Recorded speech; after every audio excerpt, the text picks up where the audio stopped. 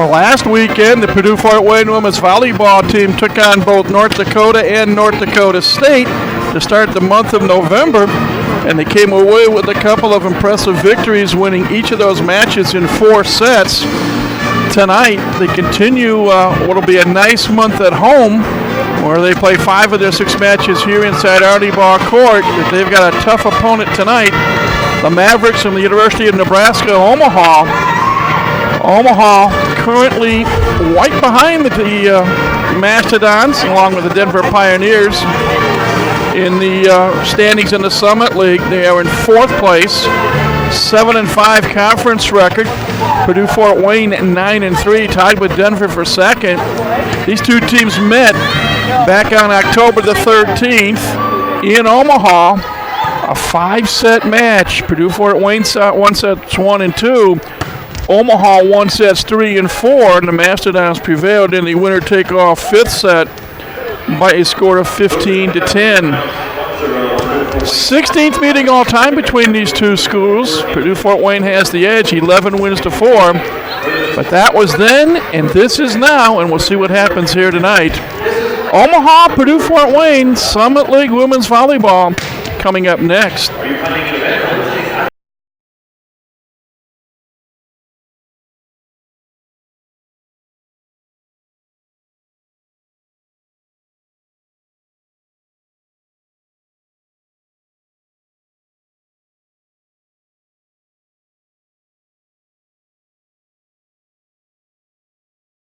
Cooperation of the Purdue-Fort Wayne Athletic Department, the Purdue-Fort Wayne Sports Information Department, our good friends at Learfield Sports IMG College, and our good friends at YouTube.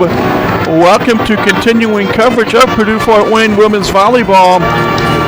Tonight, the Mastodons play host to the Mavericks from the University of Nebraska at Omaha. And with that, we say good evening to one and all, along with Purdue-Fort Wayne head men's volleyball coach Ryan Perrott. I'm Mike Maz. And Rock, last weekend, a good weekend for the Mastodons, winning against both North Dakota State and North Dakota.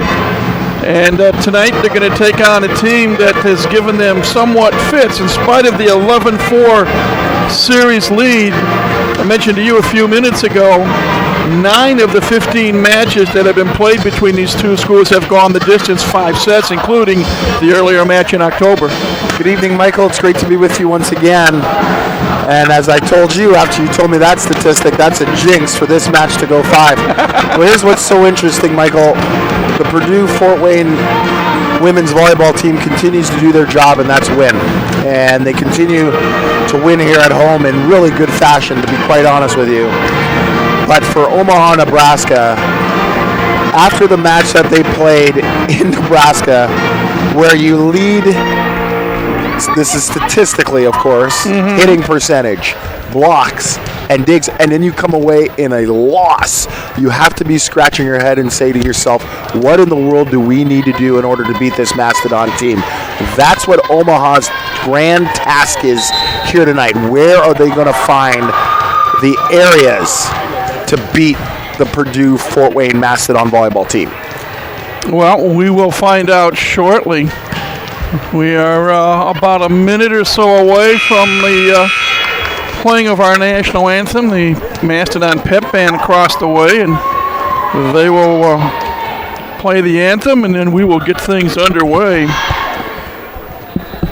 14 and 12 is the overall record for Omaha. 14 and 12 for Purdue-Fort Wayne. And again, now let's take a moment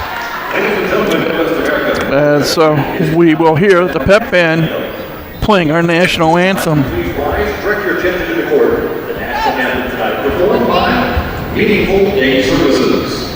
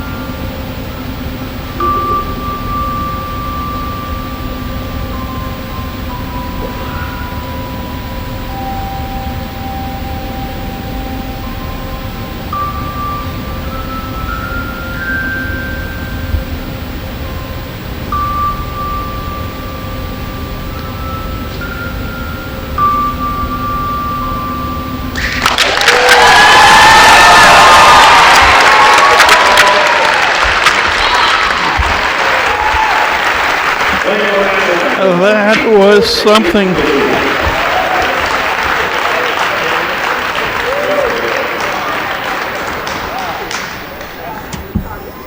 A group of young women playing using chimes to play our national anthem, brought to you by Midwest America Federal Credit Union, by the way. Now let's bring you the starting lineups for tonight's match, brought to you by Evans Toyota. Start your year off, 2020 coming up, the new 2020 Toyota Camrys today. For the visiting Mavericks from Nebraska, Omaha, defensive specialist is Kenzie McCulloch, a 5'7" sophomore from Papillon, Nebraska. On the outside, Isabella Sadie, a 6'2" junior from Marion, Iowa. The libero was Claire Mountjoy, a 5'5" junior from Omaha, Nebraska. On the right side, Sadie Limback, a 6' sophomore from Waverly, Missouri. In the middle, Anna Blashko, a 6'1" junior from Shakopee, Minnesota. The setter is Sammy Clarkson, a 5'11" freshman from Omaha, Nebraska. And in the middle, Rachel Fairbanks, a 6'1" freshman from Lansing, Kansas. A new head coach at Omaha this year, Rose Shires, retired after 29 years at the helm. And she has been replaced by Matt Buttermore, who played collegiately at the University of Findlay, and Matt has been at Hastings College in Hastings, Nebraska the last 7 years, and actually led Hastings to an NAIA National Championship in 2016. And he is assisted by Maggie Baumert, Kelly O'Connor, Ashley Knight, and Alicia Ostrander.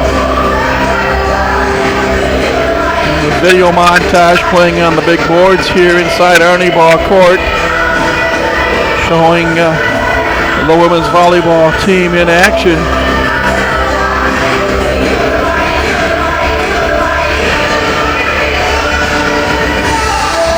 And now here are their starters for this match tonight. The libero is Rachel Crucis, a 5'2" freshman from Brunswick, Ohio. The setter, Kendall Gebert, a 5'10" sophomore from right here in Fort Wayne. Played in high school at Snyder High School, spent 1 year at Indiana Wesleyan, and now he's here at Purdue Fort Wayne. On the outside, Katie Crow, 5'10" junior from Leo, Indiana, and Katie leads the team in kills with 348. That's 3.25 kills per set. Also has a team high 29 service aces. In the middle, Zandra Huvels, a 6' senior from Rhein, Germany. On the outside, Sydney Schiller, a 6' freshman from Battle Creek, Michigan. In the middle, Sydney Borst, a 6' junior from Sylvania, Ohio. And the opposite is Maddie Worster, a 6'3" sophomore from Bern, Indiana. The head coach for the Macedons in his 6th year as such is Steve Florio. His record 78-107, assisted by Jasmine Fulov, and Mitch Baumgartner is the graduate assistant coach. Our officials tonight: Dave Sines, the up official; Carl Koopman, the down official. Players wishing each other well at the net. Purdue Fort Wayne wearing white jerseys tonight, black numbers front and back trimmed in gold. Purdue in gold. Mastodons in black across the front, black shorts, except for the libero, Rachel Crucis, who's wearing a black jersey with white number and lettering. And Omaha wearing black jerseys with white trim, white numbers trimmed in red front and back. Omaha in white trimmed in red across the front. They too wear black shorts. In our opening set, Purdue Fort Wayne will be going from right to left.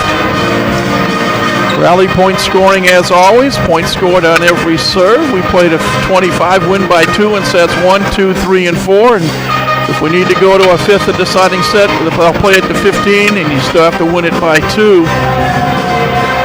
And Rock, it looks like Omaha won the toss because I'm seeing Sammy Clarkson, their 5'11" freshman setter, deep baseline. Purdue Fort Wayne won the toss. They elected to receive, which most teams want to do when you win the toss is receive. I'm the only coach in the world who wants to serve first, Michael. I'm glad you pointed that out. No deferral to the second half. Here we go. Gebert to Worcester. Point Purdue Fort Wayne. Purdue Fort Wayne starts in rotation 2. That's Gebert in middle back. And as you mentioned, Omaha, Nebraska in rotation 1 with their setter right back. Rachel Cruces, what a year the freshman has had. Unfortunately, she commits a service error. We're tied at 1. That was the one area that Omaha, Nebraska outdid Purdue Fort Wayne in their matchup earlier this year, was at the service line. That is going to be crucial for both teams here. Who can get cheap points from the baseline? Courtney Moorhead, a 5'6" senior, in for the serve. Nice dig by Cruces. Schiller over a double team. It was blocked, but Schiller got it back over on the Omaha side. Gebert Worcester once again, and Maddie has 2 kills and 2 swings. Good conscientious effort to get Maddie Worcester off to a good start. That's going to be really important. Both the right side attackers, Liz First and Maddie Worcester, getting off to really good starts. Worcester second on the team in kills coming into this match with 236. Maddie Gates in to serve, and Liz First goes wide left. She thought she had the kill rock. She thought she had the cut shot. It just missed wide. 3 out of the 4 balls attempted on kills on that right side, Michael. Tied at 2. Claire Mountjoy, again a 5'5" junior libero, serving for the Omaha Mavericks. And off the touch, Sydney Schiller, the freshman from Battle Creek, picks up the kill. See, Purdue Fort Wayne is a different team than they were a month ago, Michael. They're much more crisper, cleaner in their offensive game. Too many weapons.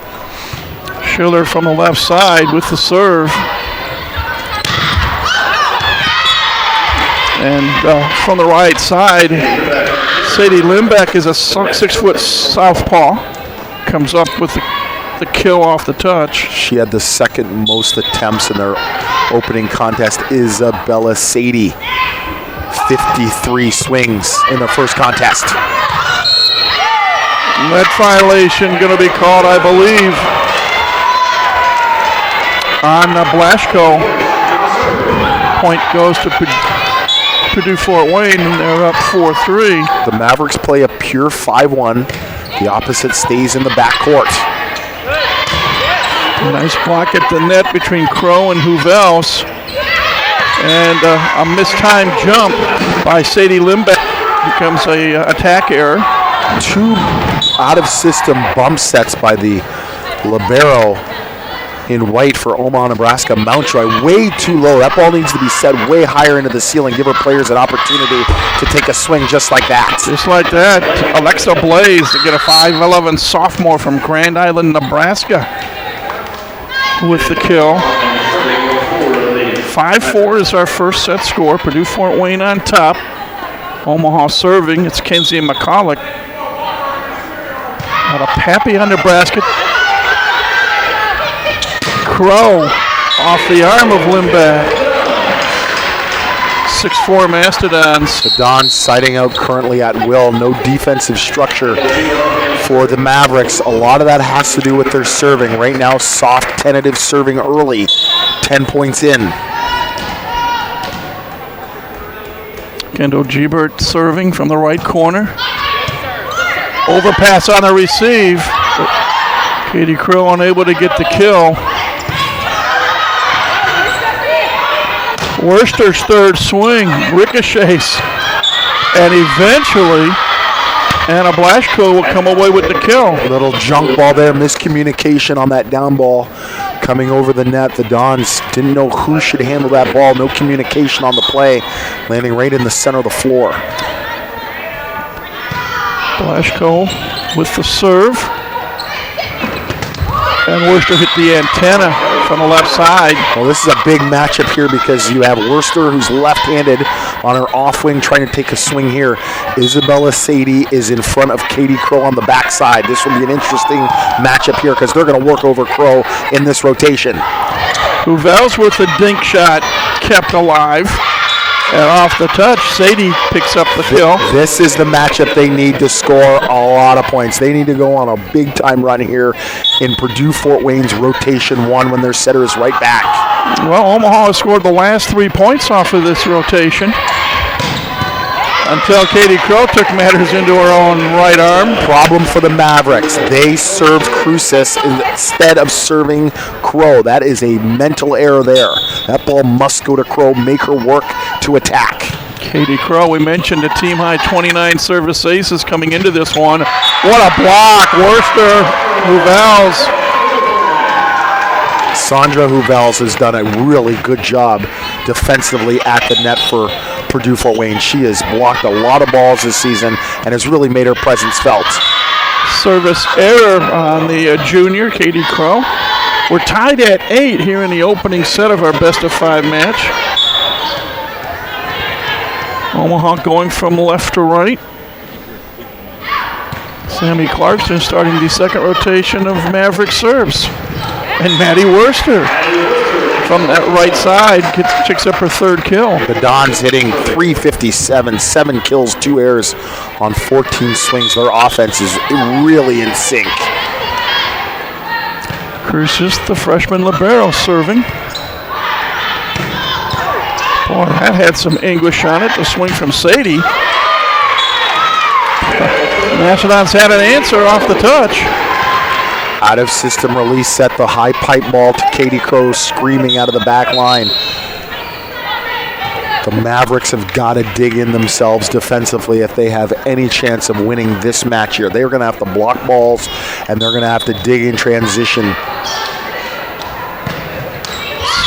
Service error by Cruces. That's the 3rd service error in Purdue-Fort Wayne already. 2 by her, as she opened the match that way as well when she first served. 10-9, Purdue-Fort Wayne on top. Again, Courtney Moorhead, a 5'6" senior from Bellevue, Nebraska, to serve.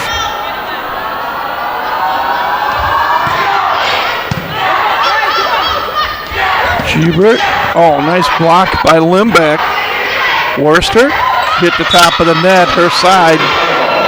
We're tied at 10 on the attack error. That's what they need. They need to capitalize, do the Mavericks on the errors unforced on the Mastodon side. That time, Kendall Gebert set that ball low. Not sure if that was meant for Sydney Borst in the middle or to Schiller on the left side, and then the unforced error on the backside by Worcester. Crow at the 3-meter line. Moorhead with the dig. Ooh. Oh, wow! Limbeck down the line.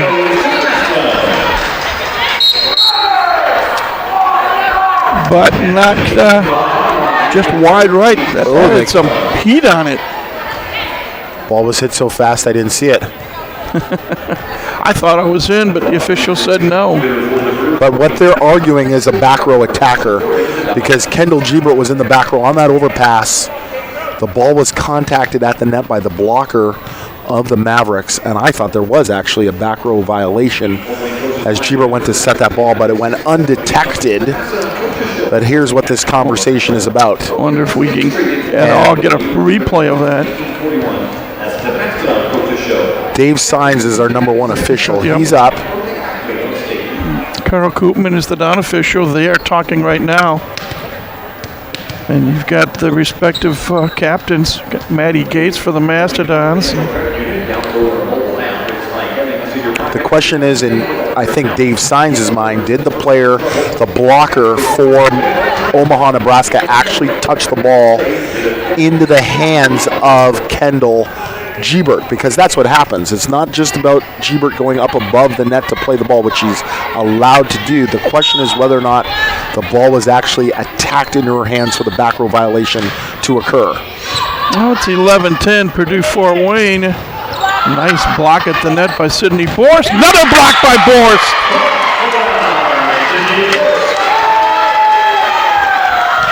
The junior from Sylvania, Ohio. Get a look at the replay there. Not one but two blocks in that sequence. 12-6 Mastodons. Limback.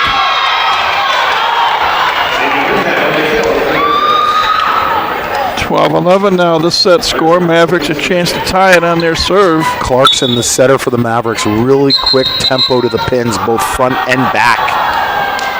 Momentary delay. And it shows in the way that Limback on the right side for Omaha, Nebraska, and of course Isabella Sadie on the left side really go after the ball, and they drive that ball hard because of the tempo of the set. Gates for Borst. Oh, nice stick in the backcourt by Moorhead. Another block. Limback. Crow hits the support. But it's going to be a point for Omaha, and we're tied at 12.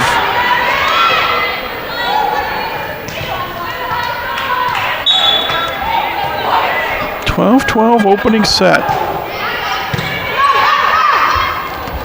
Borst rejected. As you had Blaze and Blaschko there at the front of the net for Omaha. Really good sequence there for Omaha, Nebraska. The block really doing a good job tracking hard on that tight set to Borst.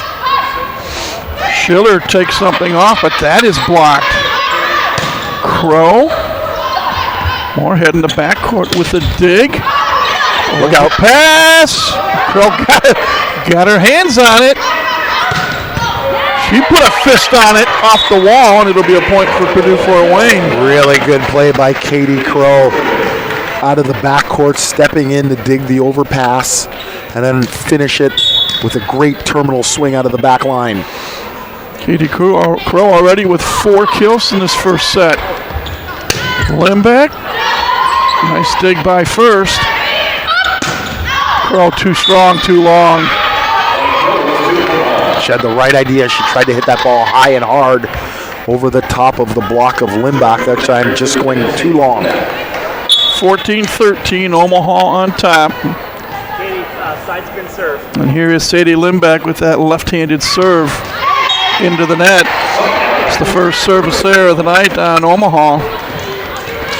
A lot of work by Limback. She's going to see a lot of balls. Trying to catch her wind on that service line. Sydney Borst serving at 14 all. Jasso at the net. Jasso again, it's on the Omaha side. Limback mishits it again. See, that out-of-system ball for the Mavericks is just not high enough, so their pin players can't get a good swing at the ball. I think that ball needs to be set higher so Blasi can take a good swing on the left side. See what happens here. Block with Huvels and Crow. Gates sends it deep and off the hand of Courtney Moorhead. And I think timeout called by Omaha. They now trail this opening set 16-14. As Purdue Fort Wayne is on a 3-0 run. Looking at the numbers at the moment, Purdue Fort Wayne leading in kills 10-6, in assists 10-6, in digs 8-7, and in total blocks 2-1. Katie Crow with 4 kills, Maddie Worster with 3. Schiller, Horst, and Gates each with 1. Kenojivak with 5 assists, Maddie Gates with 4. 3 service errors, 2 by Rachel Cruces. Crow with 3 digs, Schiller with 2, and Cruces with 1.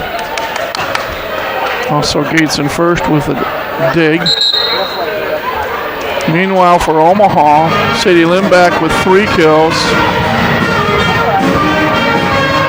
Sadie with 1, Blaschko with 1, and Blaze with 1. Macedon's hitting 192, the Mavericks 040.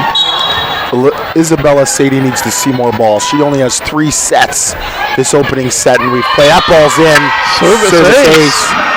That's the difference right there. She's leading this team in kills. She needs to step up and see more balls.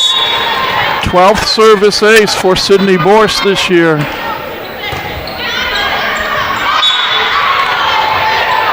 And this now is compounded by a service error. But that's a good miss. It was deep. It almost caught the back line. If you want to miss serves, you want to try and pick the lines as best as you can. Kenzie McCallick with the serve. Overpass on the receive, and Sadie made Purdue Fort Wayne pay that time. Yep, that's the key. Don't give them free opportunities. You got to get cheap points from the service line. It was a good deep serve that jammed Schiller deep. You got to take advantage.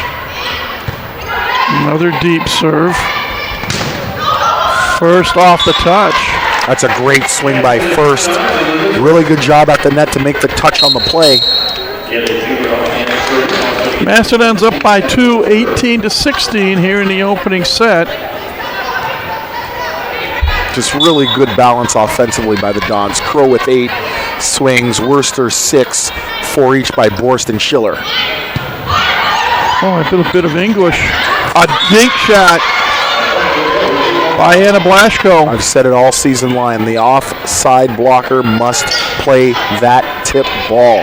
Madeline Worcester must come over and play the ball. If she's not going to block, she must go into tip coverage. And Blaschko commits a service error. Omaha now with 2 service errors. Purdue Fort Wayne with 4. 19-17, Mastodons on top. Again, we played a 25, win by 2. And here's Katie Crow with the serve. On the line. It's in. Service ace. Her second. Oh, her first of the night. I'm sorry, team second. Her 30th of the year.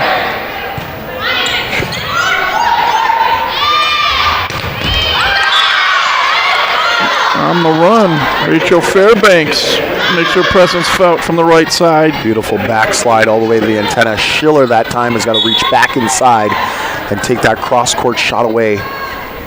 Little area down the line to attack, make her hit that shot. Clarkson with the serve, Worcester with the swing, and the kill. Maddie Worcester with 4 kills already. No adjustment by the Mavericks there. When Worcester and First get the ball, they must go cross-court and play defense there. Make those ladies hit the ball down the line.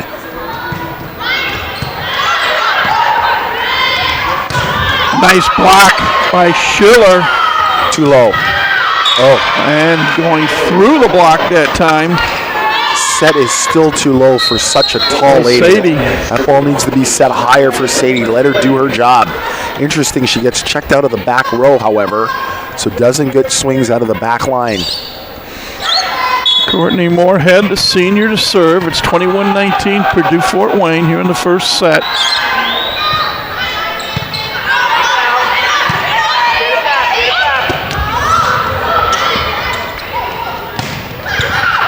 Nice take by Crow. Schiller off the touch. Got a little bit of help from Gebert. Beautiful defensive play there by Gebert to keep the ball alive. 2 good swings by Schiller on the left side. 1 out of system, sharp angle, and then that time going right through the block. Maddie Gage, the sophomore out of Grand Rapids, Michigan, took something off on that serve. Overpass.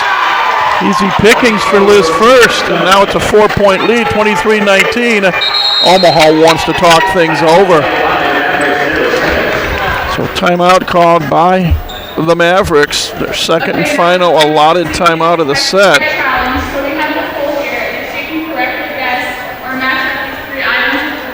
Again, Purdue Fort Wayne starting this match tonight, tied with Denver in the conference standings at 9-3, both trailing South Dakota.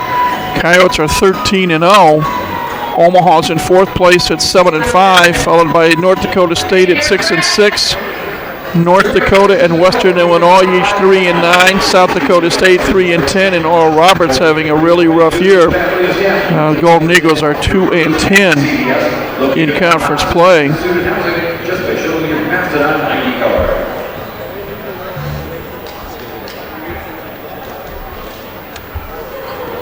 Mastodons hitting 290. Mavericks hitting 161 thus far.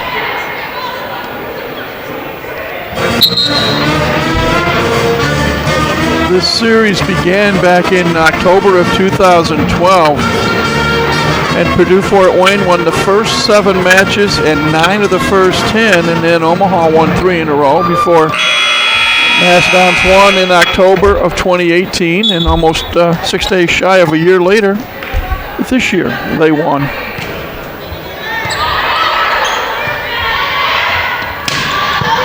Crucius with the dig. Here's Schiller. Denied. Limbeck might have gotten some help from Rachel Fairbanks. Beautiful penetration there by Limbeck.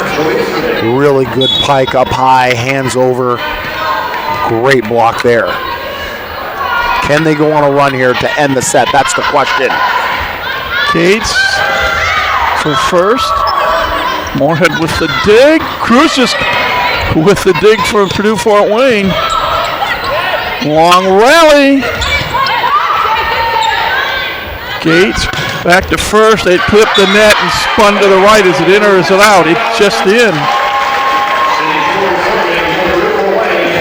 4 set points coming up now for Purdue Fort Wayne. The Dons have been just too steady offensively for the Mavericks defensively. Crucis with the dig. Crow. Dug out. Limbeck off the touch. You had Crow and you had Borst there trying for the block, and it just they weren't in the right position. The Dons here lined up in rotation 2. First is on the right, Borst in the middle, Crow on the left. Sadie Limbeck with a powerful serve. Wow. That is the John McEnroe version of a serve here. That's sidewinder. And timeout called by Steve Florio. She hits the ball as if it were a clock. She hits the ball at the 9 o'clock hour. So it's got so much side spin. It's like a slider coming from Randy Johnson. All that heat, and it causes the passers some difficulty. What they need to do is reverse the passing seam. Usually you pass left if you serve from behind zone 1. Here, they need to learn to pass the ball right because the ball is going to spin right into the body of the passer. Well, Omaha has come up with 2 set point saves right now. They were trailing 24-20. Now it's 24-22, and Sadie Limbeck will be serving coming out of the timeout. And this becomes an extremely important point for both teams, but you know that the Mastodons don't want to see this go to 24-23. Well, if the Dons can get a pass here, again, they have 3 good, solid offensive weapons in the front line. First on the right, Borst in the middle, Crow on the left-hand side. But it's about handling this side-winding spin of Limbeck from the service line. Well, here we go. Long, and that takes care of that. A service error ends the first set. A hard-fought set, but a set won by Purdue Fort Wayne by a score of 25-22. The teams will switch ends, and the Mastodons will serve first when set 2 begins in just over 2.5 minutes. So let's take a break. Again, Purdue Fort Wayne wins the opening set over Omaha 25-22. And from Arnie Ball Court, this is Purdue Fort Wayne women's volleyball on YouTube. A cardio risk heart scan is a painless, non-invasive test that can allow for early detection and intervention of coronary artery disease. It's simple, takes about 30 minutes, and costs just $50. Don't wait. Schedule today at one of 7 convenient Lutheran Health Network locations. No referral necessary. To learn more and determine your eligibility, visit lutheranhealth.net/cardiorisk. That's life, powered by Lutheran. When you need an ER, where do you turn? At Lutheran Health Network, we are ER. We are here for you with 8 convenient hospital locations throughout the region. We are the only area ER with online check-in. Save your spot in line online. To learn more, visit lutheranhealth.net/weareer. Patients are seen in order of severity, therefore your spot may not be guaranteed. In case of a life-threatening emergency, call 911. In its fourth decade, the Summit League continues its ascent through excellence in the classroom and success in the field of play. In cities big and small, at public and private universities, more than 120,000 students across 9 institutions reach for the summit. From academic All-Americans to NCAA champions and nationally ranked teams, Summit League student athletes achieve the pinnacle of success. The Summit League, where tomorrow's leaders reach the summit today.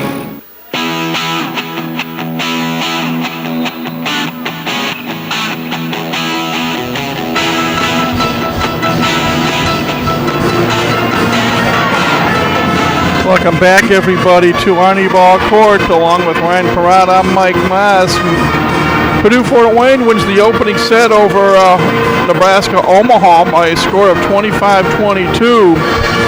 Dons led in kills 15-11, in assists 14-10, in digs 13-11. Team blocks even at 2. Katie Crow and Maddie Worster each with 4 kills to lead the Mastodons. Sadie Limback with 4 kills. Isabella Sadie with 3 leading the way for the Mavericks. Purdue Fort Wayne will be going from left to right in set number 2. Anything stand out looking at the numbers? Yeah, Mark? the digs and the kills, because it's all about transition, Michael. The Dons had 13 digs and had 15 kills. Omaha, Nebraska had 11 digs and 11 kills. That's the difference of the opening set, because the attempts were the same at 36. Who can put the ball away after you dig the ball? Katie Crow, who has 1 service ace and 1 service error tonight, will serve for Purdue Fort Wayne to start the second set. Boy, Mavericks had trouble getting it across, but they did. Schiller denied in the backcourt. And then coming back is Sadie. That's a good shot there. Nothing wrong with that shot. You want to make her hit that ball down the line, and that was a fine shot as it literally landed on the line. Small area to attack too. Sammy Clarkson, the setter, with the serve for Omaha.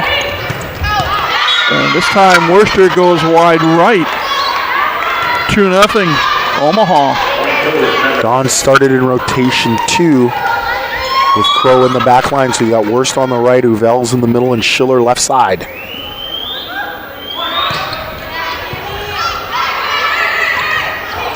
Worcester. Whoa!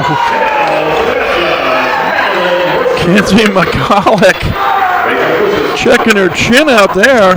Look at the replay. It was a great swing by Worcester, but again, a service error. Why in the world are you serving the libero for Purdue Fort Wayne? There's no need to. You must work Schiller when she's in the front row, and you got to work Crow when she's in the front row. Crow denied. Schiller. Nice thing. And long will be the swing.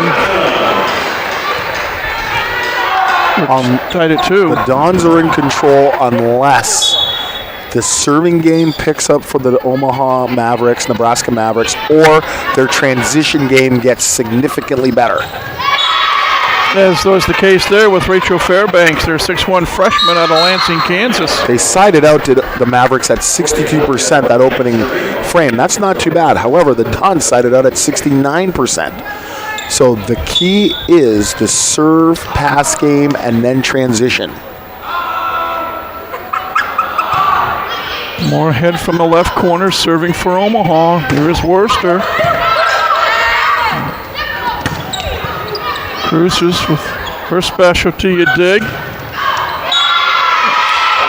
Point Omaha. They got the block that they needed on the right side against Schiller. Up now 4-2. Fairbanks over there with Limback.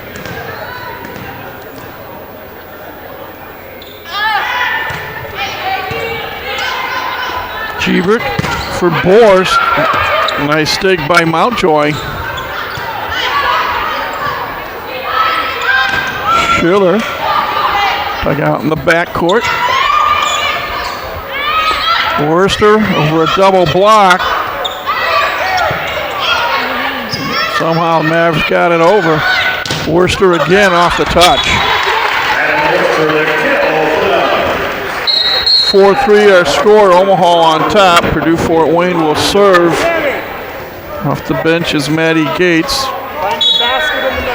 who has been the primary starting setter for most of the year.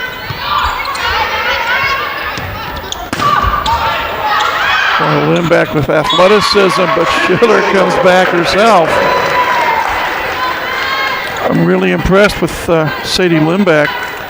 I don't believe the Dons feel threatened at all here.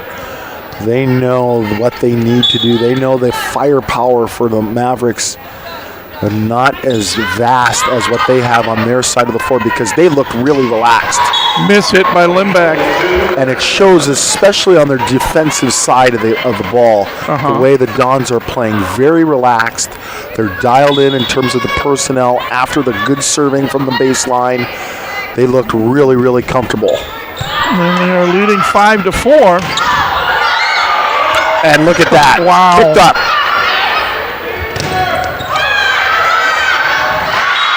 And Omaha will come away with the point. How about that? Fairbanks kicks it up and keeps the rally going, and finally something to really get energized about if you're the Mavericks. Mountjoy, the libero, to serve. We're tied at 5 in set number 2. Mountjoy with a nice take off a swing by Borst, and coming back is Alexa Blaze. The Mavericks, this is what they need. They need some energy.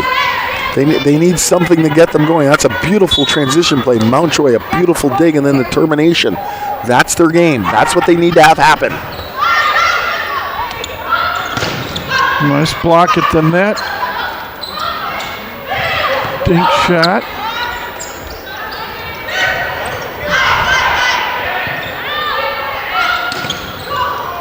At the net, Mountjoy gets it across.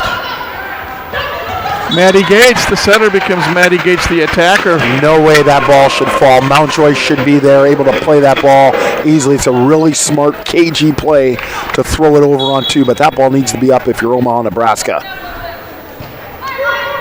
Tied at 6 until Lindback goes to work. What the Dons must not do is lower their level of play. They must continue to keep it elevated. Do not allow the Mavericks back in at all. Sadie Lindback will serve for Omaha, leading 7-6. Boy, she put some English on that serve.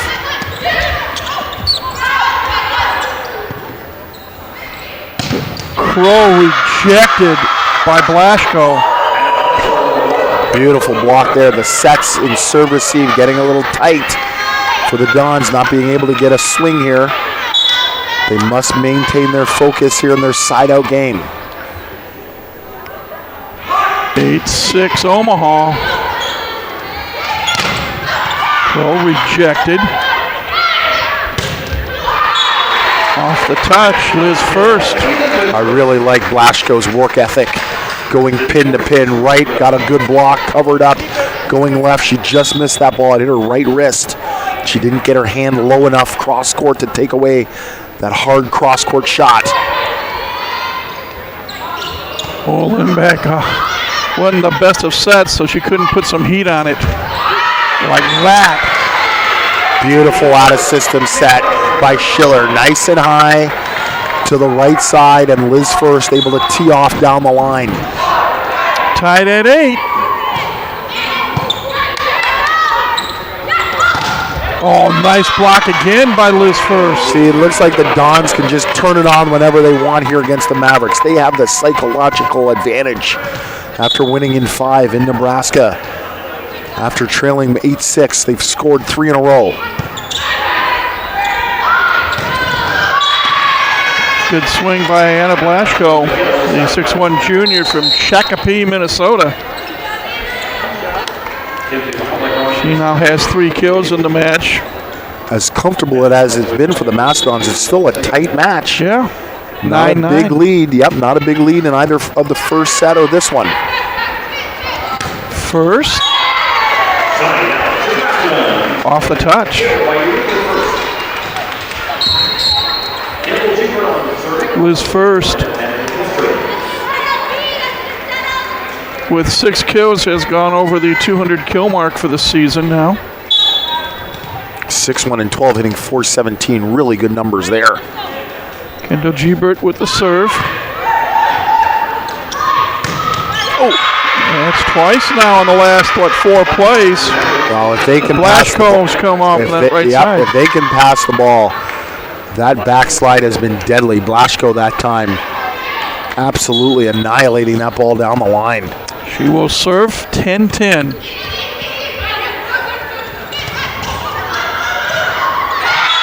And a little ricochet action, and Omaha gets the point off the touch. So that's a good serve by Blasco. She serves Crow. It's a flat pass. The blockers know she's not going to see the ball because the setter's on the run. It has to go forward, and Kendall Gebert has to go forward that time. Worcester, nice stick by McCallick. Crow blocked once. Katie puts it over again. Sadie hit the antenna, I thought. She did. That quick tempo ball to the left side. I mentioned it against Denver when Denver tried to do it. Sometimes you have the athletes, you don't need to go with speed. Just set the ball higher and let your good athletes go after the ball up high.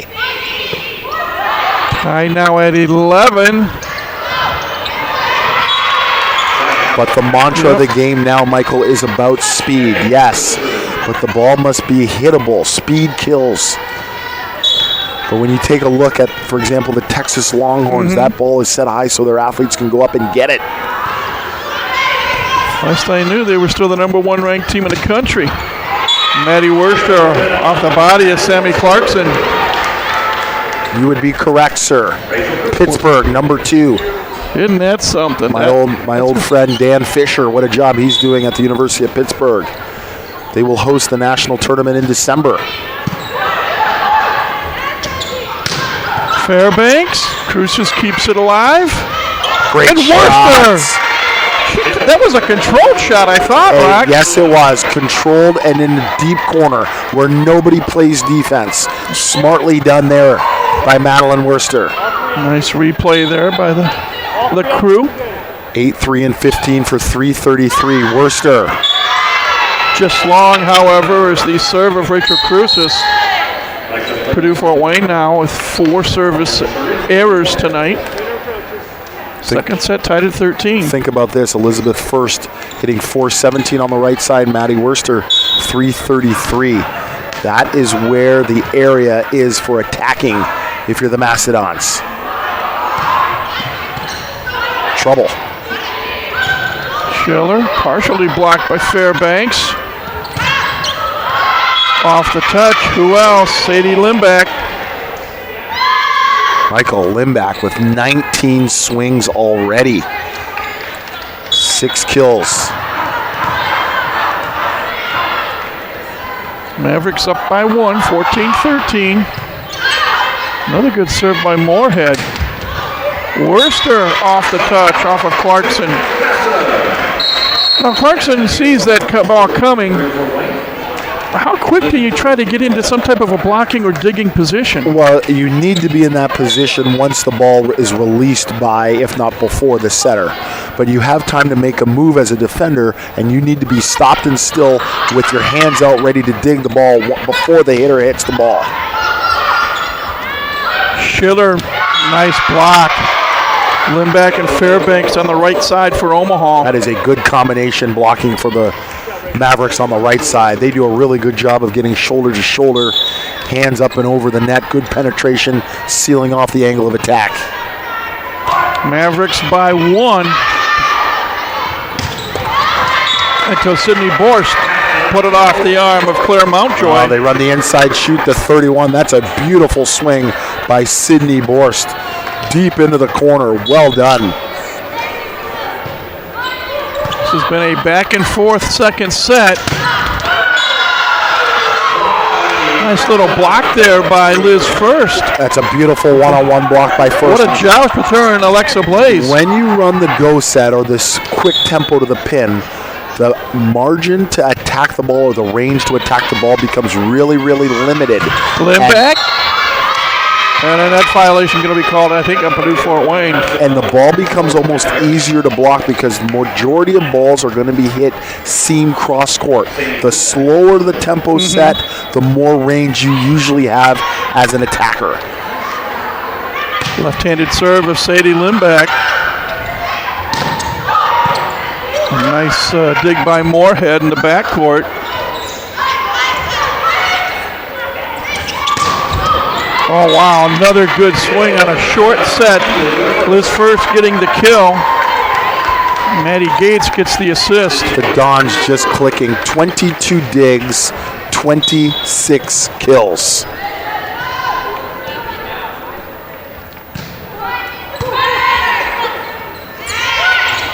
Oh, finesse instead of power.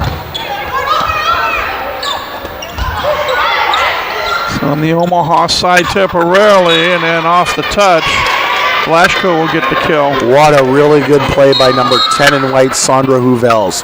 She doesn't go up the block. She ended up committing in the middle, but as she comes down, she knows she's not in a position to get out to her right side to block. So what does she do? She goes in the tip coverage and makes a great play defensively.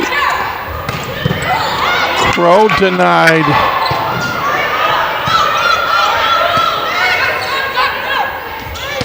Second chance for Katie. Dug out by Sadie. Wow. And coming back, Blaszko. Really good transition there. Great scramble play, Mountjoy. And then the termination in the middle by number 11, Blaszko. Love her work ethic. It's now 18-17 Omaha. First again. Liz is focused tonight on that right side. Now with 8 kills, hitting .438. And the second set even at 18 apiece. It's pretty amazing because Schiller's hitting 0 on the left and Crow only 111. So a lot of the production coming from the middles or the right side in particular for the Dons. Clarkson, I thought, with a nice set that time for Anna Blaszko. 7-0-10, Blaszko.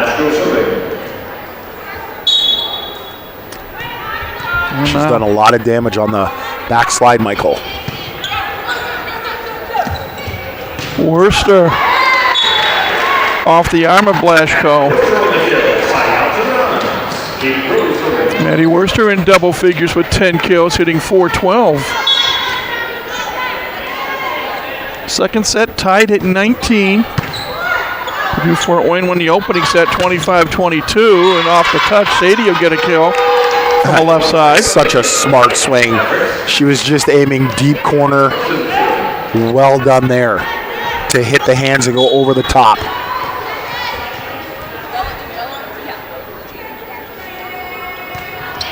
Boy, Clarkson took something off on that serve.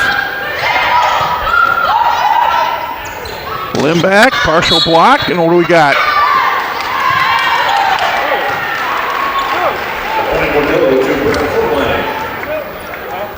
Okay. They're calling a net violation on number 10, Limbeck.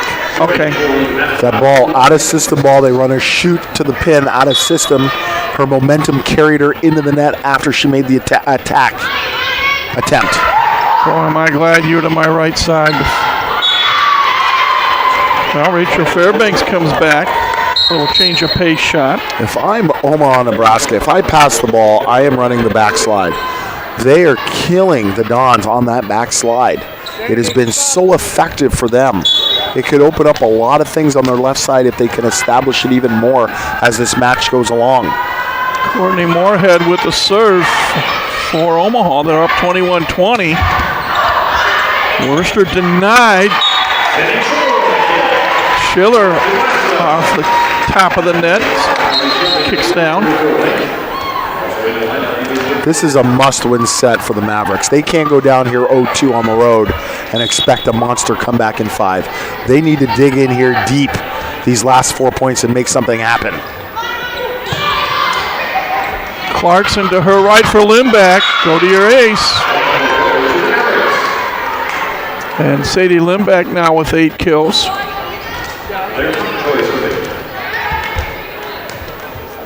This will be a key point here. There, Mountjoy to libero to serve.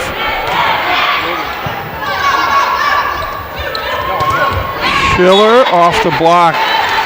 Block went wide left.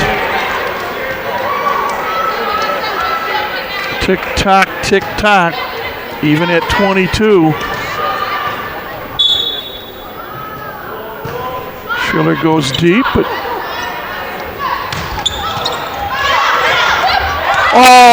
Borst out-dueling Blaze at the net. Timeout called by Omaha, trailing now 23-22.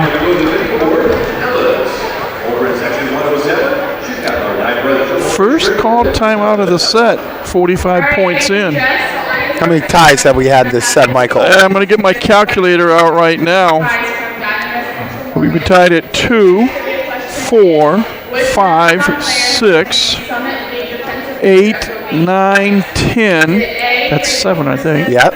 11, 12, 13, 14, 15, 16, 17, 18, 19, 20, 21, and 22. 19 ties this My set, Michael. gosh. It has been back and forth, back and forth. 19 ties. That's why I say tick-tock, tick-tock. We're playing volleyball here tonight. Yesterday was a good day for the men's and women's basketball teams. The men's team played over across the street at the Memorial Coliseum, and they defeated Manchester University 91-80. The women played Illinois Chicago, a future Horizon League opponent, and there were 1,360 fans, probably close to 1,200 kids, 11 to 1,200 kids. It was the 8th annual fitness day, and it was so much fun. The noise and so many bodies in this building. Oh, and those kids absolutely loved it, Michael. Oh, they sure did. I worked it during the day. It was fantastic. Limback ties it at 23. Now she'll go back with that sidewinding serve at 23 all. The Dons in rotation 2. Crow on the left. Borst in the middle and first on the right, and Coach Florio wants to call his first timeout. Who needs this upcoming point more? Omaha? Omaha, absolutely. Because they lost the first set. Yes, and it gives them an opportunity to play with a lead late into the set, with an opportunity to end the set. They need this point, whether it's a block, a dig, and a transition play, or an error on the Don side. They need this point more. If the Dons get this point, they're going to run out the set. By the way, the women's basketball team jumped out to a 12-0 lead, led 14-2 after one, 29-8 at halftime, and Illinois Chicago came back in the second half, and at one point in the fourth quarter, closed within 5 points. And I'll tell you, that the way that the Flames played in the second half was a 180 difference in the way they played in the first half. And but the Macedons won. They're 2-0, and now we got Ball State coming in here on Tuesday night. UIC was still in the central time zone when they started that match. Oh, had to be. Yesterday. I mean, they were completely sleepwalking. And the Dons took advantage, and a good start for a women's team at 2-0. UIC did not score their first field goal until there was 2:22 left in the second quarter. Yeah, crazy. They had one field goal in the first half. Crazy, Michael. Here we go, tied at 23 until Sydney Borst again. Boy, the chin of the libero Claire Mountjoy has got to be. Sydney Borst, wow, taking Claire Mountjoy to the beauty parlor. Again, the second time it's happened tonight. Set point, and Sydney Borst will serve from the left corner. And now they're going to take her because she was hit in the face. It's concussion protocol is what I believe Dave Signs is talking about, because, of course, her face is a little groggy, eyes are watery. So Dave Signs makes the determination to say, hey, he's going to call timeout anyway. Coach Buttermore is going to call timeout to allow Claire Mountjoy an opportunity here to recover. But because concussions, believe it or not, it's almost an epidemic now in volleyball, which is still mind-blowing to me, but it is. He wants to make sure that Mountjoy is okay and can have some opportunity here, a minute, to recoup.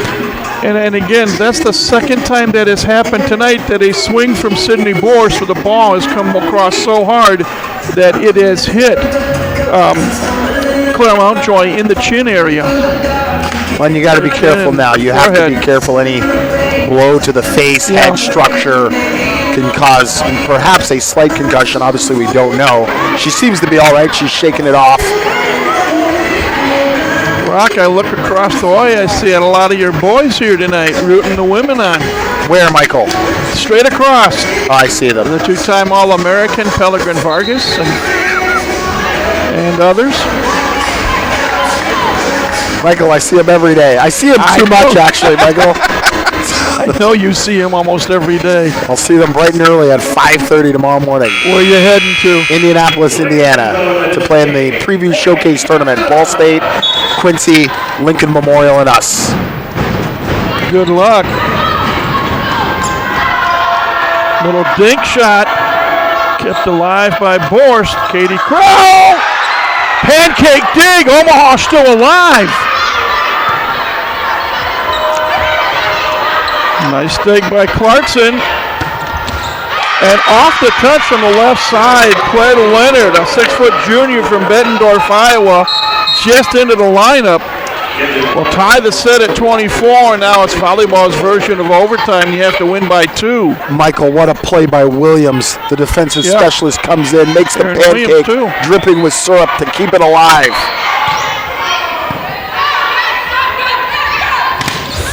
First, off the touch.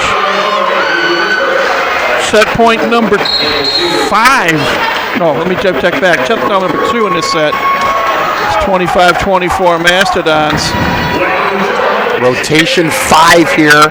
Setter is middle, front is Clarkson. Blasco's in the middle. Sadie's on the left side. And Ojibert with the serve. Perfect pass.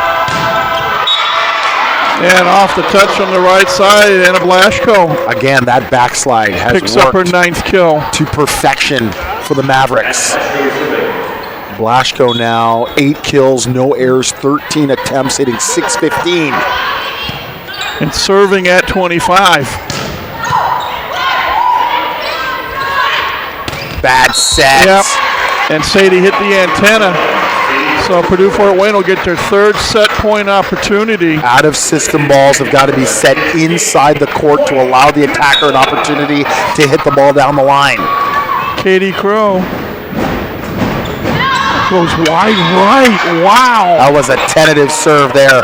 Real tentative. She tried to serve Williams straight ahead. It was tentative, and she missed it. And Omaha dodges another bullet. Sammy Clarkson, the setter, clips the net. It's kept alive. Worster.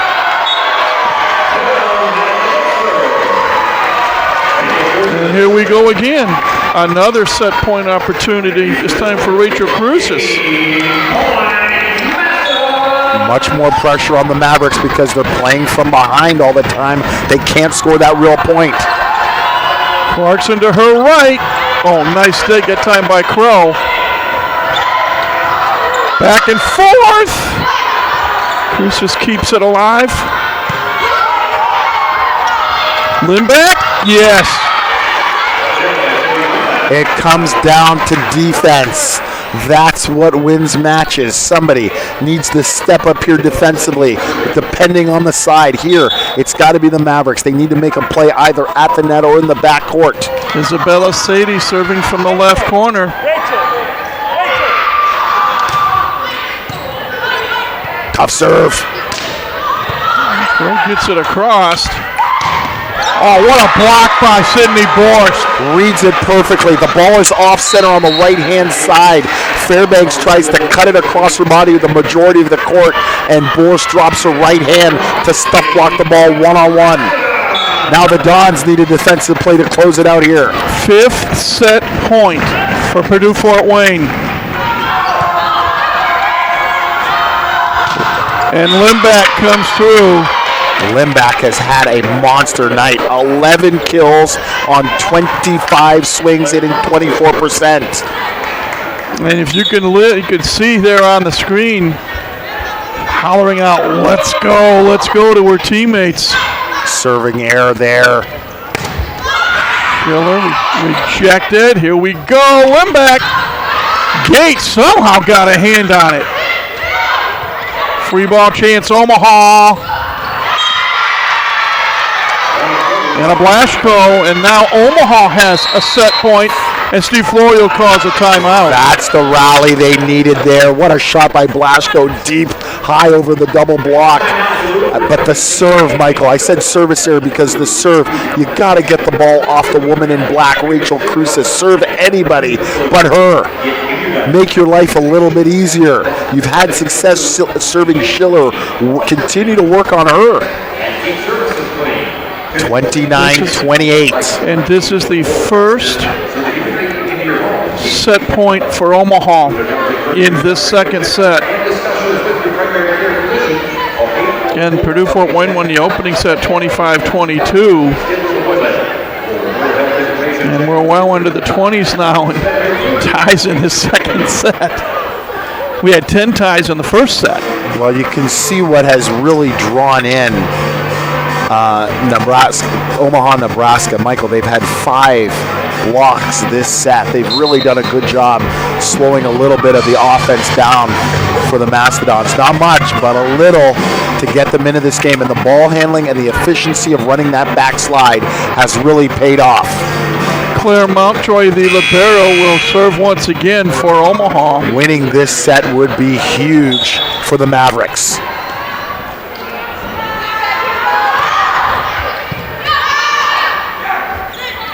Schiller through the block. We play on. And Michalik is in the front row, number 5, because that is 15 subs, so the Omaha, Nebraska is out of subs. Almost an overpass on the receive. Oh, wow! What a swing by Blasco. The Dons bailed there. They did not think that Blasco would see that ball from Clarkson, but the Dons have got to understand that Michalik is in the front row, number 5. She's not going to see the ball on the left side for Omaha, Nebraska. Sadie Limback to serve for the second set. It's in! It's in for a service ace. And Omaha squares this match up, winning the second set 31-29.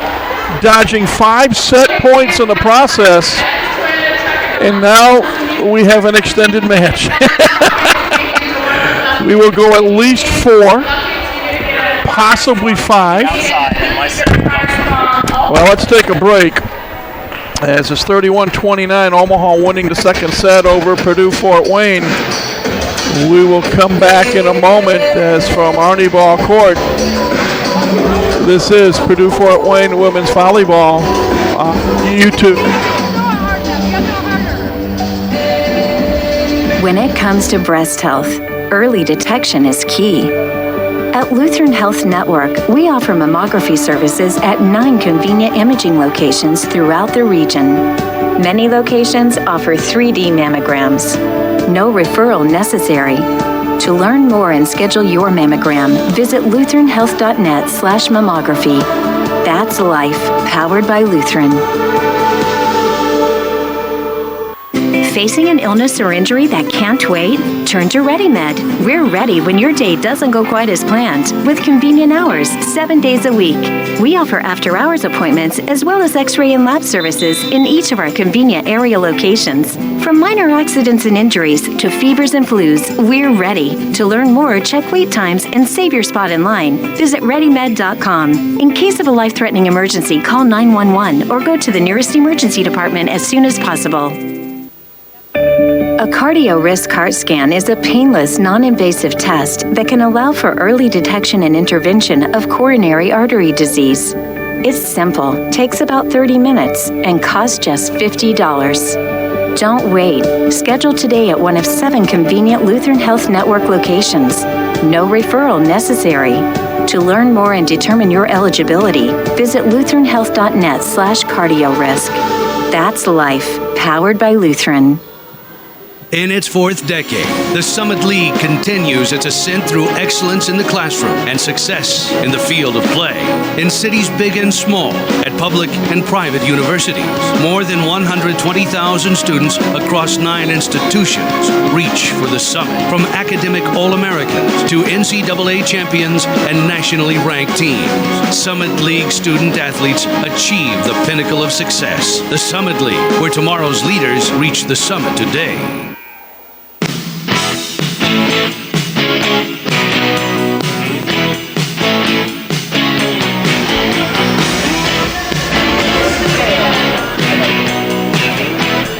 Welcome back, everybody, to Arnie Ball Court here inside the Hilliard Gate Sports Center on the campus of Purdue Fort Wayne University, along with men's head volleyball coach Ryan Parada. I'm Mike Maz, and Rock, you pointed it out when we got the numbers from set number 2.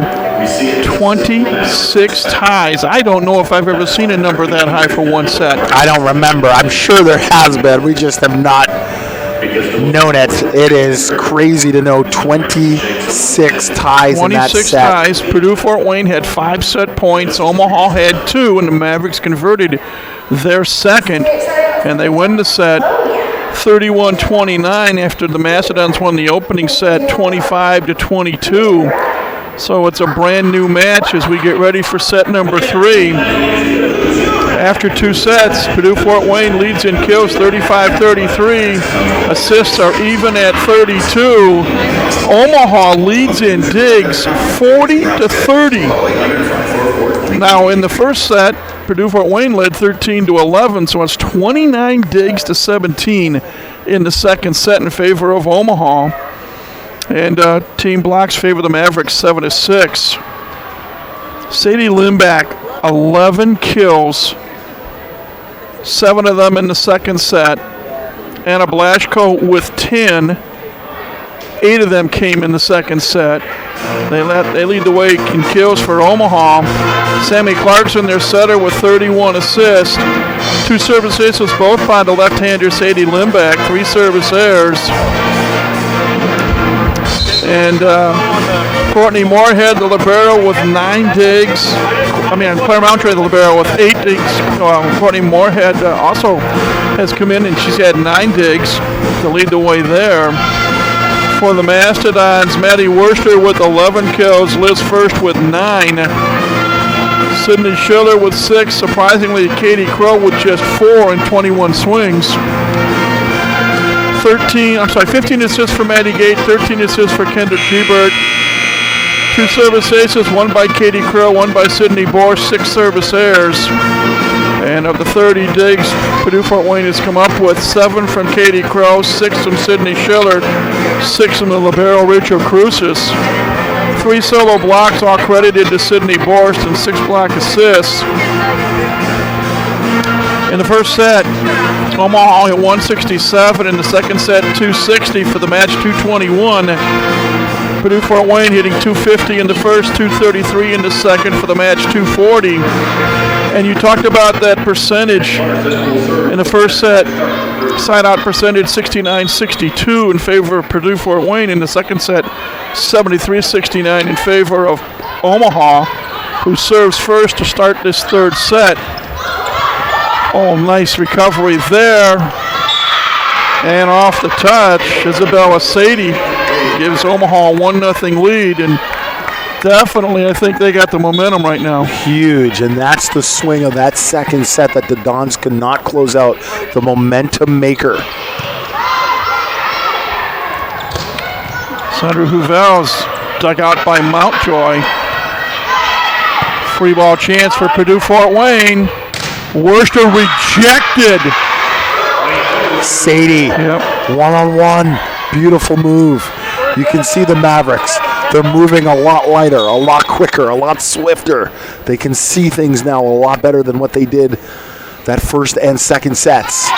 Unfortunately, a service error by Sammy Clarkson, their freshman setter, gets Purdue Fort Wayne on the board. They trail the set 2-1, and now we'll see how the Mastodons respond. It's amazing how much confidence a player or a team can receive after winning and grinding out a set. Limbeck, long. And now it's 2 quick points for the Mastodons. We're tied at 2. Well, they run this intriguing combination play there in row 1. They slide around the middle Fairbanks, and then they run the 2-ball to the lefty. Limbeck, the opposite. Service error. It makes it 3-2 Mavericks. This is going to be a grind from here on out. Not that the first 2 sets work, by the way. Especially set number 2. Coach Florio not happy after that second set with the choice of the setter dumping the ball. Sydney Borstel kept alive by Mountjoy. Worcester. And that glanced off Sammy Clarkson. That almost hit her in the face. And we're tied at 3.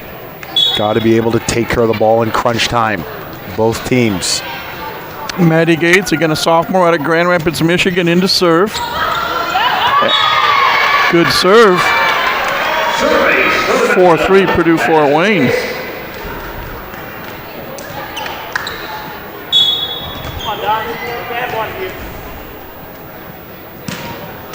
And fortunately, comes back with a service error. Purdue Fort Wayne now with 8 service errors. Omaha just 4. Claremont Joy Libero with the serve. And a double hit called on Purdue Fort Wayne.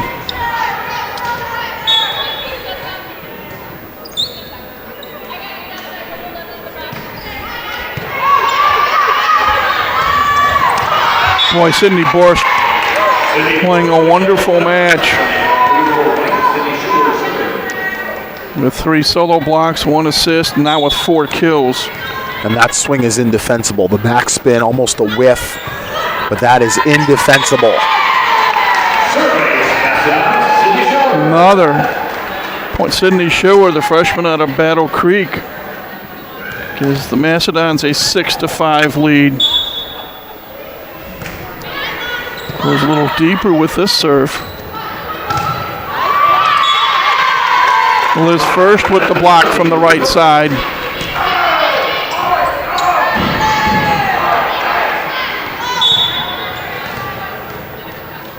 Purdue Fort Wayne on a little bit of a run, winning a couple of points in a row. Here's Limbeck. Dug out. And back again, all blocked by Borst, and it's wide right. The first contact by Schiller was an easy down ball, but she crossed her feet up, and that's what caused the difficulty in handing that easy ball. Caused Crow to take an out-of-system swing that she could not put the ball away. Sadie Limbeck serving for a 3rd set tie. Sydney Borst off the touch with her 2nd kill of the set. Sydney's hitting percentage, not as high as it was a year ago, but she has been really, really solid and efficient when she's needed to be. She'll serve from the left corner. And coming back off the touch is Claire Leonard, again the 6-foot junior out of Bettendorf, Iowa. And she's done a very nice job since she's been in the front row. She'll come out for number 6 in black, Isabella Sadie. Kenzie McCulloch serving back middle baseline. Defensive return, free ball chance, Mavericks. Sadie going down the line off the touch. And we're tied at 8. Here we go again.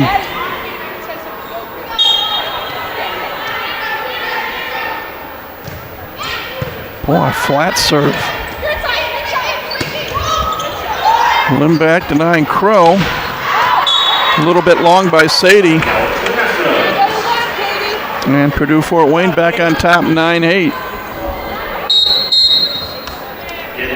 You almost get the feeling, Rock, that if one team can get like 4 points in a row, that's just going to change the complexion all the way around. Very much so. Kendall Gebert. Both teams serving. trying to find a spark, Michael. Yeah. They're really, really focused in and really, really quiet. Sadie. A little bit of celebrations once something happens, but after that, they're dialed in. Sometimes you need the intangibles, you need the emotion, you need the energy. Anna Blashko with the serve. Crow rejected. But Worcester gets it back across. Sadie? Is it touched? Yeah, it was. Yeah, it was. Off the block. That's a beautiful block in the middle, by the way, by, again, number 17, Fairbanks. She does Crow the combination, and she does a great job by dropping her inside hand into the angle of attack. Worcester at the 3-meter line tried to catch that and is long and wide right. And now Omaha's opened up a 2-point lead at 11-9. This has been the rotation that has caused the Mastodons fit. Now, rotation one, now they're going to jam Crow to the left, so all three attackers are on the left side. Crow blocked once. See, the Dons had to do that, Michael. They could not allow Crow to stay on the right side and allow Worcester to swing left. She's had a couple bad swings there, so they stack over to the left side with Crow, Houvels, and Worcester, and then they flare from there. Sadie, is she long or in? Long. She's long. See, when you run that go tempo set and that ball is low like that, you try to hit low line, you get underneath the ball so it carries just a little bit. Tied at 11. Kitty Crow with another serve for the Mastodons. Sadie off the touch. Crow digs it out. Worcester hadn't been seen from for a while, and Fairbanks says, I'm ready for her. Fairbanks and Sadie. Really good block. Very little separation, Michael. You called it. Very, very little separation. This is going to go down to the wire every set. Clarkson just clears the net with the serve. Oh, nice block by who else? Sadie Limback. And coming in for the Mastodons, Rachel Williamson. I think this is either her first or second time she's been in this year. She's going to have to take a... And Crow was long. Coach Florio might want to talk this over here. And Maddie Nell will make her first appearance of the night. He's trying to find an answer as Coach Florio to get some energy on the floor. 14-11 Omaha. Williamson dug out. Back to Sadie. Touch shot. Worcester. Wide left, and now Steve wants the timeout because it's a 4-point deficit, 15-11. Omaha has scored the last 4 points. The Dons starting to rack up attacking errors. They're now up to 18 on the night. They're hitting 186 as a team. Omaha, Nebraska, they as well have 18 errors attacking-wise, but they're hitting 210. The momentum after that second set, Michael, has really favored the side of the Mavericks, and the Dons look flat through the second set. Even though it was tied at 11, they've really looked a little sketchy here in the third.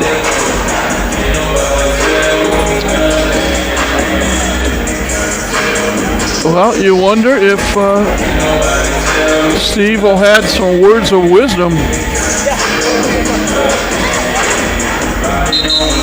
Or when does he go to fire and brimstone?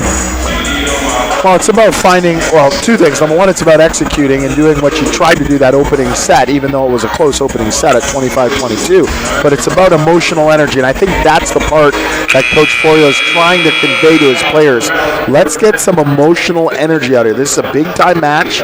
We're third in the conference, or tied for second, and Omaha, Nebraska is fourth. Let's go ahead and get some energy here and some emotion to really play some good volleyball. Now, Williamson had to use her left hand to get it over. Limback, throw on the backcourt with a dig. Katie, spin on the Fort Wayne side. Williamson off the touch. And I do believe that is her first kill as a collegiate. And that's a badly needed point. Gutsy call by Coach Florio, putting her in here, doing a really nice job. She's done a couple nice things as Williamson to play the first contact nice and high, and then that nice swing. Borscht with a block off a swing by Fairbanks. 2 points in a row for Purdue Fort Wayne, and it's 15-13. Rachel Cruz is the libero to serve.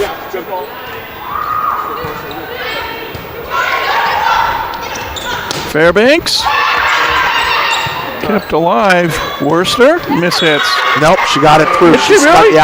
She snuck it through. Fairbanks. Thank you for the X-ray vision, because I thought it didn't get through. All of a sudden, was a 1 point set.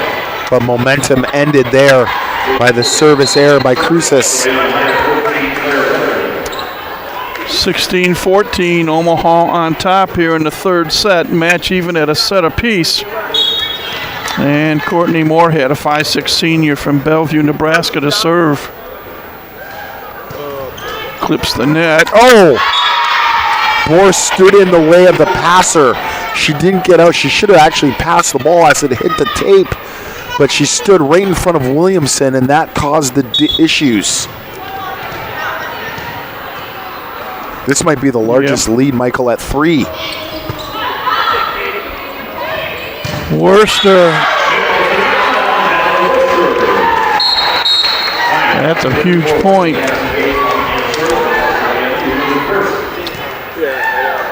To answer your question, it was 15-11 when Steve called a timeout. That's been the largest lead tonight.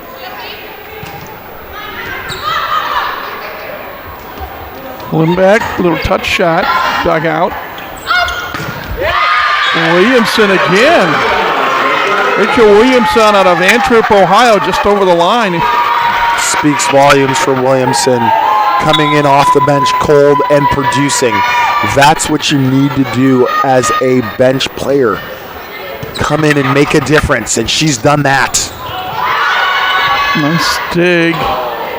First, yes! No, that ball's still up. Wow. Now off the touch. Liz first with the point, and the set's tied at 17. And now it is Omaha that wants to talk things over, as they call a timeout. Now Rachel Williamson has come off the bench, and she's got 2 kills in 4 swings. Also has a dig to her credit. You're from Windsor, I'm from Detroit. Back in the Bad Boys day, Vinnie Johnson, instant offense. The microwave. Yes. Won him a championship with a shot against the Spurs. It's so overlooked, Michael, about bench player team play. You know, in hockey, which the sport I love, you can roll 4 lines out there, and if you have depth and those 4 lines are producing, your team is going to win the Stanley Cup. Ask the St. Louis Blues a year ago. It's the same thing in volleyball. When you have depth, when you have individuals who can come in and contribute, it makes a world of difference, not just in matches, but in a daily basis to push, quote-unquote, your starters. I saw St. Louis play Edmonton a few nights ago and dominate the last 5 minutes. Got a couple of empty net goals and won 5-1, scoring 3 goals in the last 4+ minutes. Well, the New York Islanders had won 10 straight, and then they lost to the Pens the other night. Murray made an unbelievable save to change that one around. Hockey season's going, of course. Maddie Gates serving for Purdue Fort Wayne out of an Omaha timeout. Fairbanks comes through with the kill to give Omaha an 18-17 lead. It's unfortunate that in volleyball there isn't an award for the 8th player of the year, a person who comes off the bench like they do in basketball. It is a crucial position. Gates to the right for Williamson again. So she will check out, and Schiller will come back into the back line. Now, it'll be very interesting to see if Coach Florio decides to sub Schiller out when she gets back to the front row for Williamson. Sydney Schiller with the serve. Look out. Dink shot. Borst. Mountjoy keeps it alive. Free ball chance. Oh, wow. Keeping it alive was Leonard. Long rally. Limbeck. Schiller digs it out. Crow. Look out. Touch shot. Cruces gets it across. The longer rallies of the match. And unfortunately, Borst's block attempt of Claire Leonard's swing goes wide right. Omaha gets the point, and now the lead, 19-18. That's Leonard's 3rd kill on 5 swings. She has been steady there. That's a long rally. Players trying to catch their breath here. Boy, line drive serve there, and Crow hits the antenna. A 2-point lead, 20-18 for Omaha. Timeout, Purdue Fort Wayne. And the tough part now, Rock, is that it is Sadie Limbeck with that crazy left-handed serve that's serving for Omaha. Yeah, I don't mind the swing going down the line, but it's such a fine space to try and put it between the block and the antenna.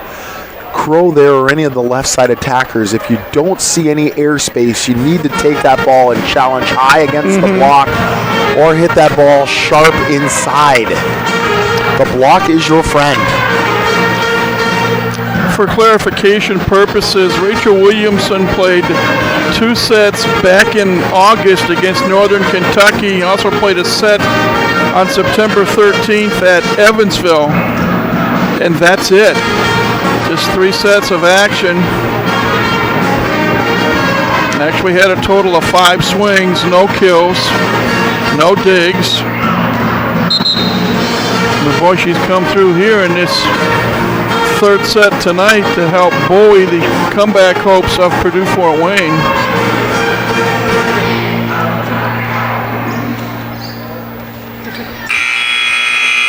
Players back on the court.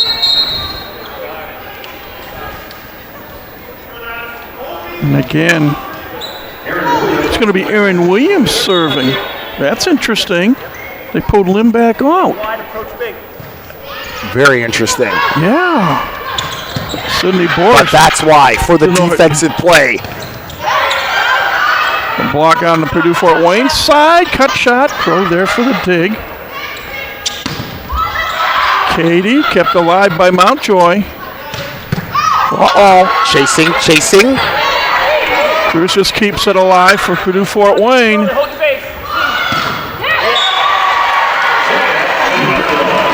Is the block successful? Ball was hit into the net. Into the net. Okay. Into the net when number 14 Leonard. Okay. But that's why the sub was made. Williams made a great defensive play. Boy, did she ever.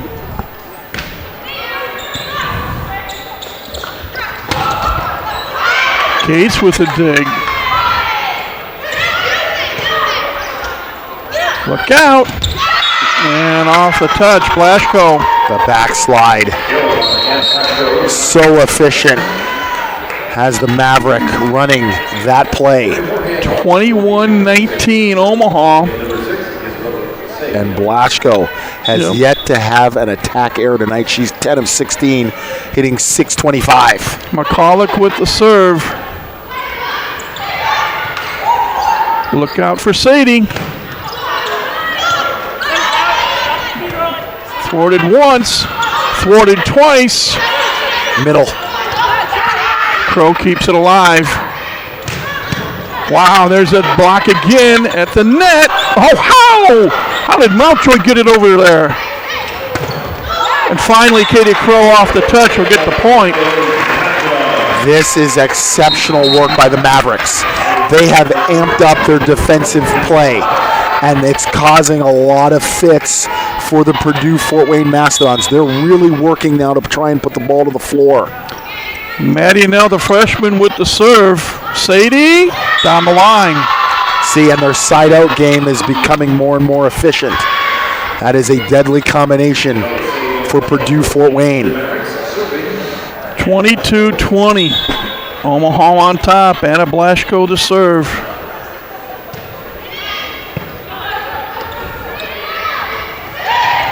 Little touch shot, but Fairbanks. Oh, confusion reigns. The Dons get a point. Oh, that can't happen if you're Omaha, Nebraska. What a beautiful play by Fairbanks as the middle blocker. She goes up, sees the tip, comes down and plays it. And then miscommunication on the second ball. Katie Crow serving to tie the set at 22. Sadie blocked.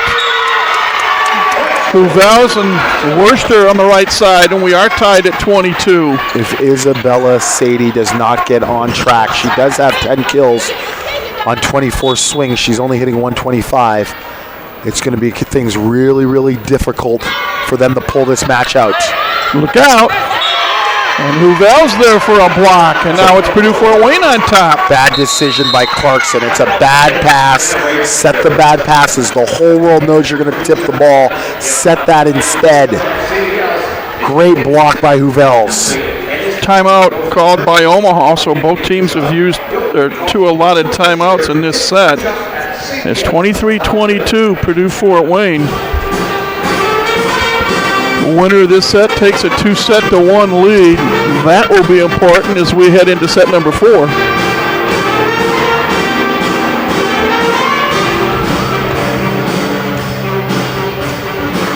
I have to say this, Omaha is a feisty bunch. They really are, Michael. I remember a year ago I said how good this team is going to be in the future, and you can tell they have size, they have skill. I think they just got to work out a few things out, a few kinks out in terms of their offensive system flow. Their defense, you can see their capabilities defensively, but this is a very, very formidable opponent in the Summit League. In fact, in conference play, they are 7-5. They will play at Western Illinois on Sunday, and then next week they've got Denver and I believe South Dakota State to wrap up their regular season. Look out, Sadie denied. Second chance. Off the touch. See, the second ball was higher, so Sadie has an opportunity to swing at the ball. The first ball is too low, too flat. The only shot she had was to recycle the point, jam it into the block, and get your 3 coverage plays up. What an important point coming up now. Tied at 23. Clarkson the setter with the serve. Williamson kept alive. Limback, Crow with the dig. Going back. Limback again. Cross court first, Limback. She got dug this time. Down the line, the score. Set point Omaha. And Coach Florio did make the sub, put Williamson into the front line for Schiller. Now he makes the substitution. Schiller back in. It's set point. Mavericks. Now Schiller, touch shot. Kept alive. Look out. Now with one dig. Worcester. Kept alive. Look out for Sadie. Off the touch. Kept alive. Sadie again. Yes. And Omaha has taken a 2-1 lead.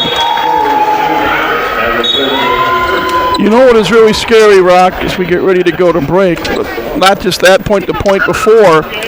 You had a situation, you had Sadie on the left, you had Limback on the right, and right now they are both hotter than a pistol. Yeah, they are, and they're playing like it, and their team is now up 2-1. And Purdue Fort Wayne has to get some answers in a hurry. Let's take a break. Mavericks up a set as we go to the fourth from Arnie Ball Court. This is Purdue Fort Wayne women's volleyball on YouTube. When you need an ER, where do you turn? At Lutheran Health Network, we are ER. We are here for you with 8 convenient hospital locations throughout the region. We are the only area ER with online check-in. Save your spot in line online.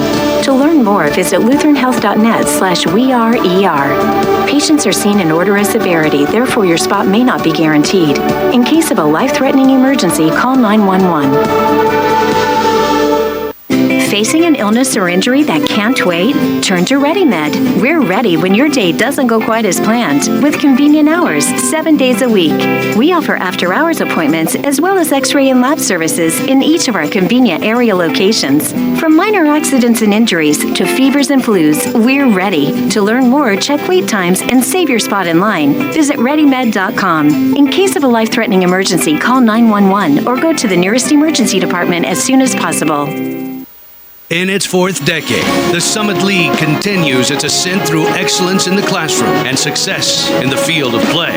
In cities big and small, at public and private universities, more than 120,000 students across 9 institutions reach for the summit. From academic All-Americans to NCAA champions and nationally ranked teams, Summit League student athletes achieve the pinnacle of success. The Summit League, where tomorrow's leaders reach the summit today.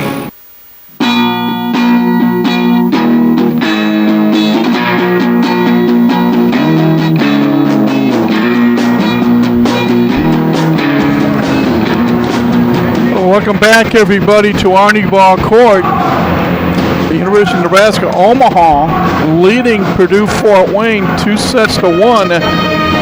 Mastodons won the opening set 25-22. Mavericks came back and won a thriller in the second 31-29. They scored the last 3 points of the third set. They were down 23-22 and then won 3 points in a row to win that set 25-23. So they are in the driver's seat as we go to set 4.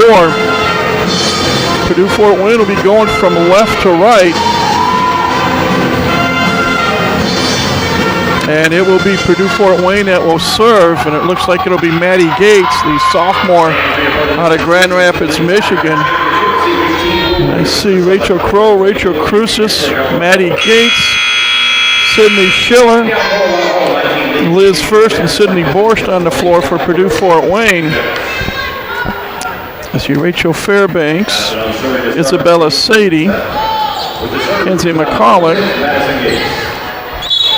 See who else we got. The libero, Claire Mountjoy, Clarkson the setter. Here we go. Sadie. Long. Is it a touch? No. No, it is long. 1-0 Purdue Fort Wayne.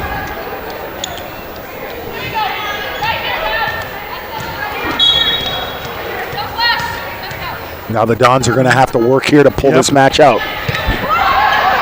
Look out. Sadie. Cruz has somehow got a dig. Schiller. Dug out by McCulloch. Limbeck. Gates there for the dig. Oh. Wakatap wide left. 2-0 Mastodons. Good transition play there. 2 great defensive plays.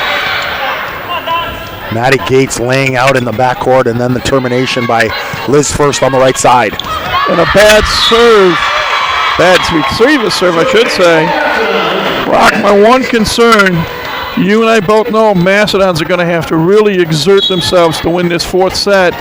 If they're successful, will they have enough to play in the 5th? Yes, if they can play with the lead. That's the key. Sadie off the touch, I'm sorry. If they play with the lead, excuse me, Michael, if they play with the lead, then they won't have to exert a lot of energy. But if they have to grind it out back and forth, a lot of ties or play from behind, then the answer to that question is yes. Sammy Clarkson, the Omaha setter to serve. And she serves it into the net for a service error. 4-1, Purdue Fort Wayne on top to start this 4th set. Only the 5th serving error all night for Omaha, Nebraska. They've done a really good job of keeping the ball in play. Sadie, block. Set is just too low. I cannot emphasize it enough. I know you want to run that fast tempo. If it was a shoot set, different story. But that is not a shoot set. That's just a go set, but it's too low for Sadie to get on top of the ball and make a good swing.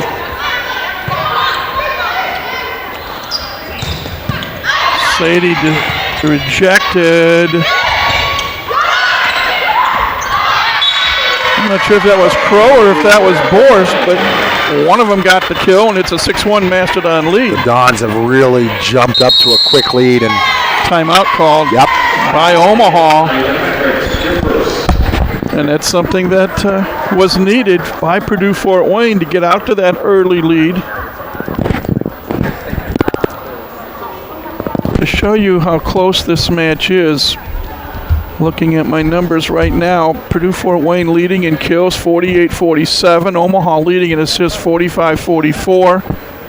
Total blocks are even at 10, but the Mavericks have an advantage. A real advantage is in dig, 64-51. well, they've played so well. Yeah. That third set defensively was phenomenal, and the end of second set as well. But the Dons here have jumped up to a good lead, 6-1. Can they sustain that high level? It's funny, Mastodons have 5 solo blocks, but Omaha leads in block assists 20-10. Omaha, Nebraska. I said this at the outset about the loss they suffered at home in 5 to the Mastodons. Psychological. They cannot right now look at the finish line. They need to just play point-per-point volleyball as hard as they possibly can and execute. If they see the finish line, that's where the Dons are going to bite them. Right side for Sadie. Touched her wide left. It's wide left. And it's a 7-1 Purdue Fort Wayne lead. Sydney Schiller continuing to serve from the left corner. Bears are mounting here for the Mavericks. 4-0 run for Purdue Fort Wayne. Sadie on the left side. Dug out by Gates. Oh, Mountjoy with a heck of a dig. Borst. Limbeck. This is like a boxing match. It's Katie Crow finally putting it home, I believe. Not a good swing there by Crow. She tried to tip over the block, the big block of Omaha, Nebraska, as opposed to taking a good high swing at the ball. You had both Limbeck and Fairbanks there for Omaha. Courtney Moorhead to serve into the net. Service error number 6 on Omaha tonight. So far, this set, nothing going right for Omaha, Nebraska. They're going to have to really dig in here. But they are playing with house money, being up 2-1. And Sadie Limbeck. She's the emotional leader for that team. She really There's is. no doubt about it. She really is. You're playing with house money only for a set, but Michael, it's hard to win 5-set matches on the road. You want to close this out here in 4. Omaha this year is 2-8 in 5-set matches. Defensive return, free ball chance, Mavericks. Look out, Limbeck, a dink shot. Smart that time. Change pace before she creams it this time. Pulls the string and goes with the off-speed tip. 2 points in a row for Omaha, now trending to set 8-4. Limbeck with a dig, gets it back. They're just going to ride her on. If you're Clarkson, you're going to set her every living ball. She now has 42 swings. And 16 kills to go along with it. I suspect if Omaha wins the next point, we may see a Purdue Fort Wayne timeout. And Huvels goes long, and now it's a 4-bagger. Oh, I thought Steve was going to call the timeout, but he's going to ride the Rapids with this next point. 77 swings between Sadie and Limbeck. Carrying the offense, Michael. Crow with the yo-yo dink shot. And for Katie Crow, that's just her 7th kill or 6th kill tonight. but it gives Purdue Fort Wayne a 9-6 lead in this fourth set. Maddie Nell off the bench to serve.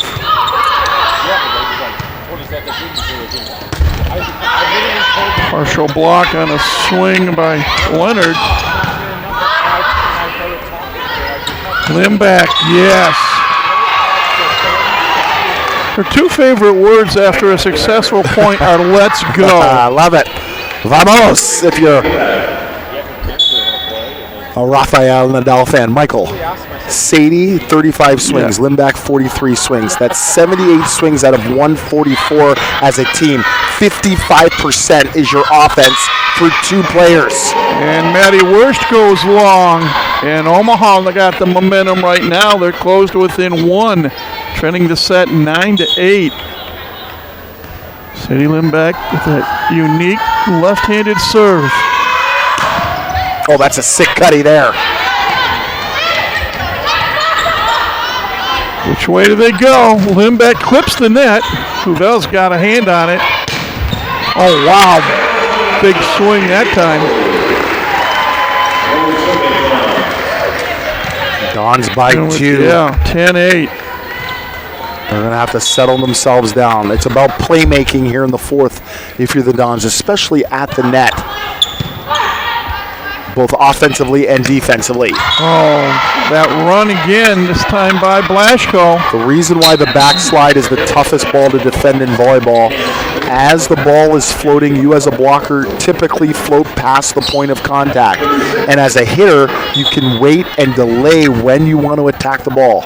You can hit it sharp cross court, straight ahead, or down the line. So much versatility as the ball floats away from the blocker. Sydney Schiller, the block attempt wide right by Blaschko. That's a Macedon point to go back up by 2 at 11-9. Schiller has 26 swings now. She has 7 kills. Katie Crow has 35 swings, and she has 7 kills. Maddie Worster, 14 kills on 30 swings. Well, with a big dig, Borst kept alive. Mountjoy with the almost pancake dig. And now whistle is blowing, a double hit called, I believe, on Omaha. Coach Florio thought that ball was down. And by the way, Liz First has 31 swings, so much balance.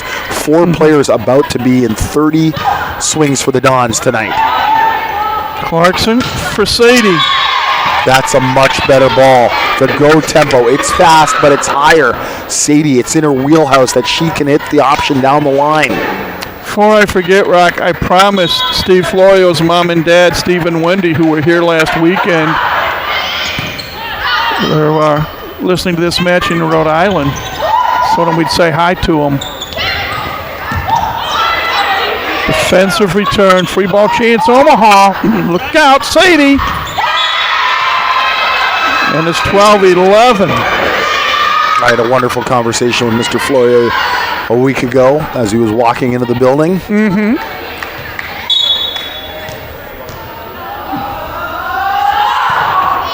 Key point here in the fourth set. Sydney Borst rejected. Sadie off the touch. Oh, my net goodness violation? gracious. No, they're going to call interference. The ball allegedly on the side of the Mastodons. Dave Sines thought so. That call goes against middle blockers often. Huge point. 2-point lead, 13-11 for Purdue Fort Wayne. I've always believed there should be no plane on the top of the tape. It's supposed to be 6 inches either way. And Sadie off the touch. Sadie, 16 kills now on 40 swings. Amazing.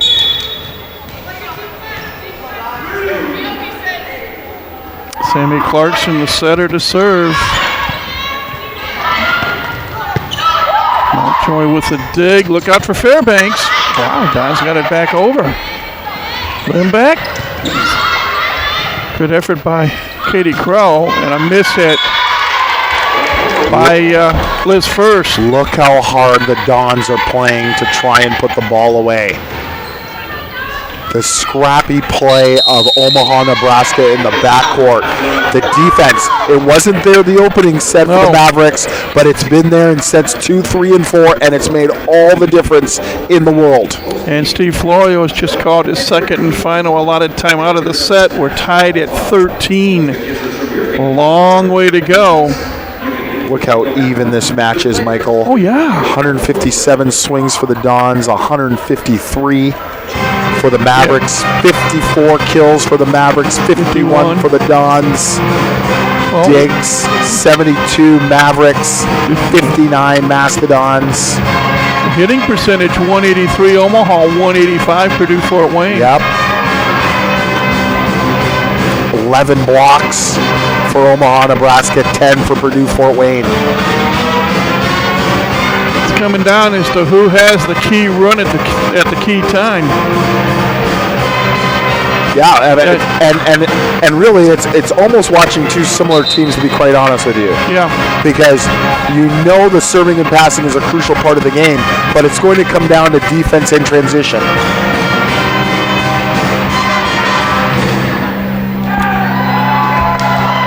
Oral Roberts beat Western Illinois in 5 sets tonight. Winning the 5th set 15-7. Big win for ORU. They will host Purdue Fort Wayne on Sunday, and a big serve there. Unreturnable.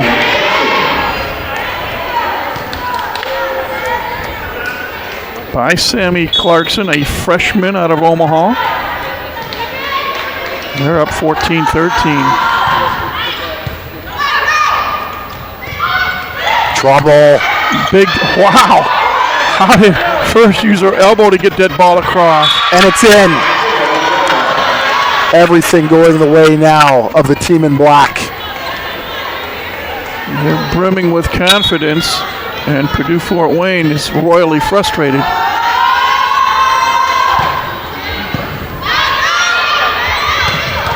Big swing by Sidney Borst.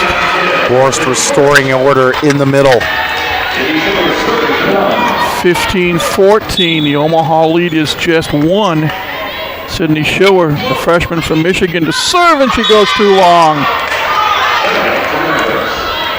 Service error number 10. Emotional energy. Yep. Are the Dons going to be able to find it? Yeah, they're starting to run out of points. They're down 16-14. They only played at 25. But in order to find that, Michael, you've got to be making plays, and that's the key. Bad pass. Katie Crow. Should be a point. Dug out in the backcourt. Here comes Lindback. It is. With her 18th kill. Omaha can sense it. This would be a huge win for them.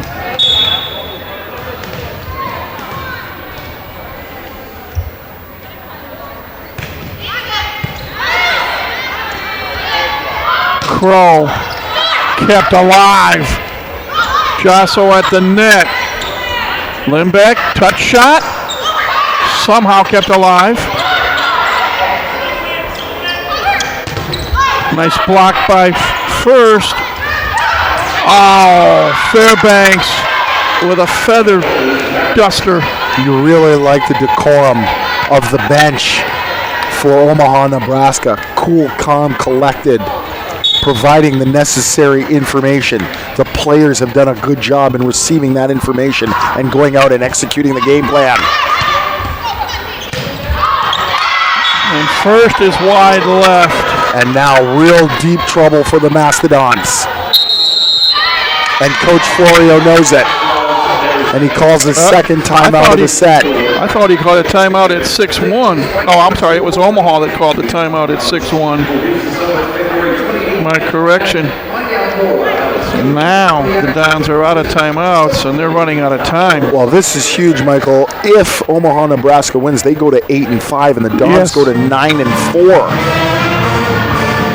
And the Dons got to go to Tulsa. And the problem with it is, if Matt, for example, because we got to, that's why this game at hand, remember a week ago I was talking about this, because the Dons still have to play South Dakota here. That's true.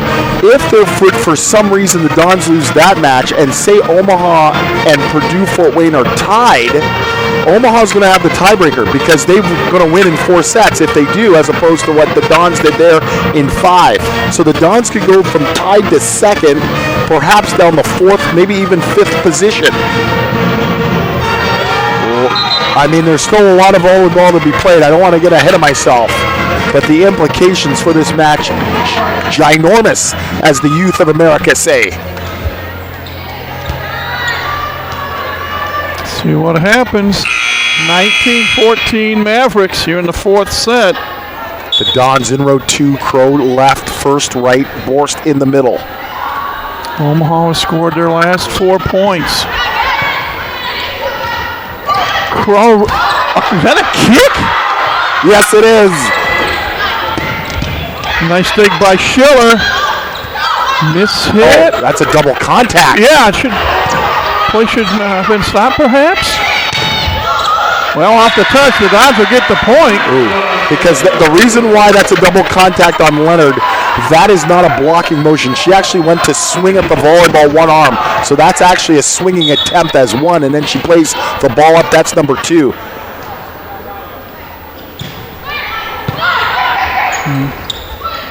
Limback off the touch. Who else? 19 kills on 48 swings, 271. Sadie, 16 kills on 40 swings, 150. 88 swings amongst the two of them on 165 total team swings.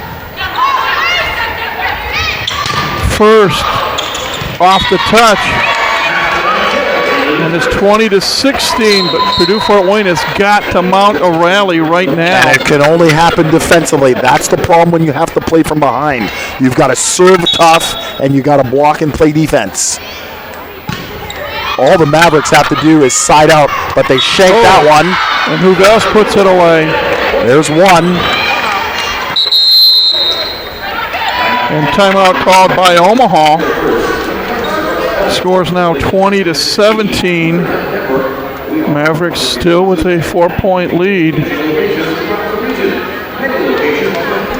Well, in Vermillion, South Dakota, the Coyotes are a point away from taking a 2-0 lead over North Dakota State. They won the first set 25-22. Lead the second set 24-17. And South Dakota is going after their 22nd win in a row. Crazy.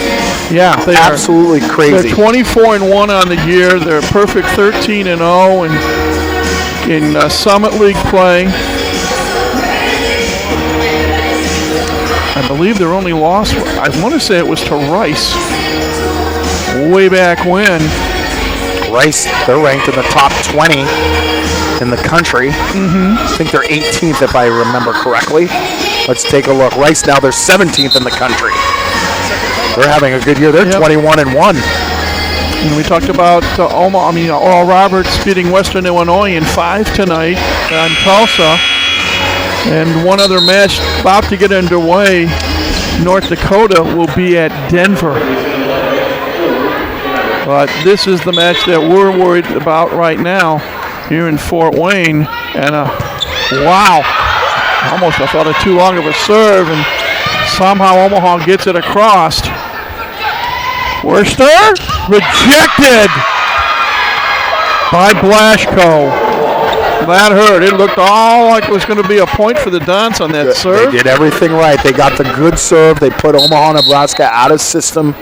An easy free ball, and then the stuff block on Worcester. Coming in here in Williams, again a 5'4" freshman out of Lincoln. Plaschko has been just an enforcer at the net for the Mavericks. Worcester dug out. Look out. Unbelievable play. Plaschko off the touch. As much as I want to give Limback and Sadie a lot of credit, this woman right here is really captain the ship. Cause. She is captain the ship. I absolutely love her work ethic, defensively and offensively, as a former middle blocker. Defensive return by Schiller. Opportunity. Oh, tried to go deep. Worcester. Yes, off the touch. Off of Blaze. 22-18. Omaha with the lead. Purdue Fort Wayne with the serve, and it's perhaps their best server, Katie Crow. She needs to come alive right now. Partial block. Schiller rejected. These are low swings the Dons are taking. They need to hit the ball high off the hands. Can't pull the ball down against this good blocking Nebraska team. That is 14 team blocks now for the Mavericks. Omaha 2 points away from a come-from-behind win. They've lost the first set. But remind me to say something here in a second. Williamson rejected. But in the minds of Omaha, Nebraska, I'm telling you right now, they thought they should have won that match at home. So for them, this is not a shock. This is not a surprise for them whatsoever. 6 match points. Ooh. Service error. Too much adrenaline there by Michalik, but talk about house money. 5 match points. Yep. Rachel Cruz is the freshman libero to serve to keep Purdue Fort Wayne in the match. That's it. And Sadie. Oh, it's wide. Whoa. Well, that's 2 match points averted. Could there be a tremendous comeback? Trouble. But 3 match points denied. It's 24-21.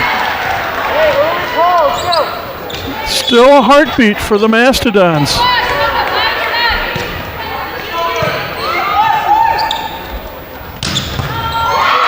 Until Anna Blasco puts the final nail in the coffin, and Omaha is going to go home.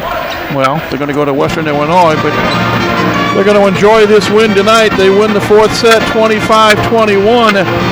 They win the match 22-25, 31-29, 25-23, 25-21.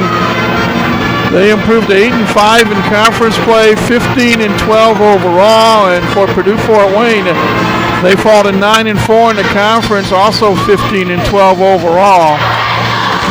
I know we're going to talk to Steve Florio in a moment or two, and I'm going to let you do most of the talking, my friend.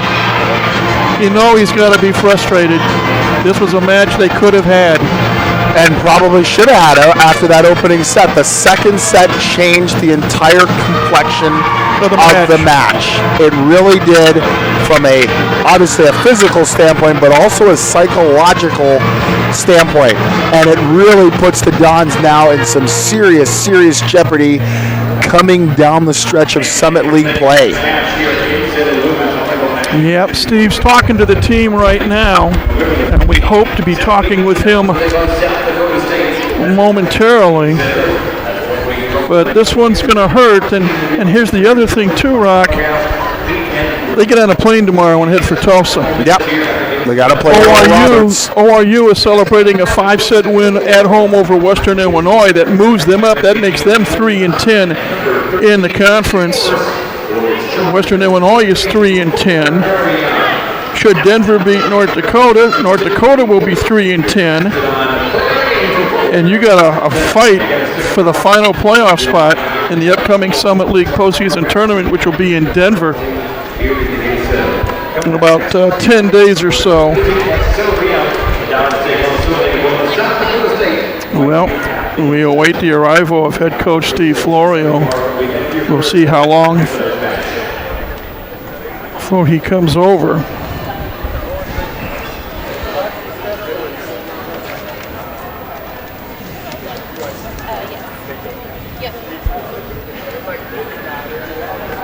But you also have to give credit to Omaha. Absolutely, 100%. After that opening set where they were not crisp, they were not very good, their play picked up. Their offensive game picked up. Obviously, what can you say about the play of Sadie and Limbach in particular? But Plashko was just phenomenal in the middle. 14-0-24 for 583. They did a really good job, and they picked up their bat and made Mastodons work to try and put the ball to the floor. Well, we've been graciously joined now by head coach Steve Florio, and I know this one hurts. This one hurts. It was there for the taking, and it just didn't come to fruition. Yeah, I mean, Omaha played really well. I mean, they were really clicking, especially the second half of that match. We had our opportunity early, which we missed, and they made us pay for missing our early opportunity. The second set was the difference maker. Absolutely. Would you say so? Because 100%. You and I had a little exchange there in the second. You guys had the opportunity. I think it was 3 set point opportunities. Yep. Poor choice down the road. Now, credit to Omaha. Their defensive game really stepped up. They started to make you work. But you have talked about it all year long about decision making, in particular about your setters trying to get the ball in the right location or the right position, as opposed to trying to take over a set or a match. That's what happened that second set.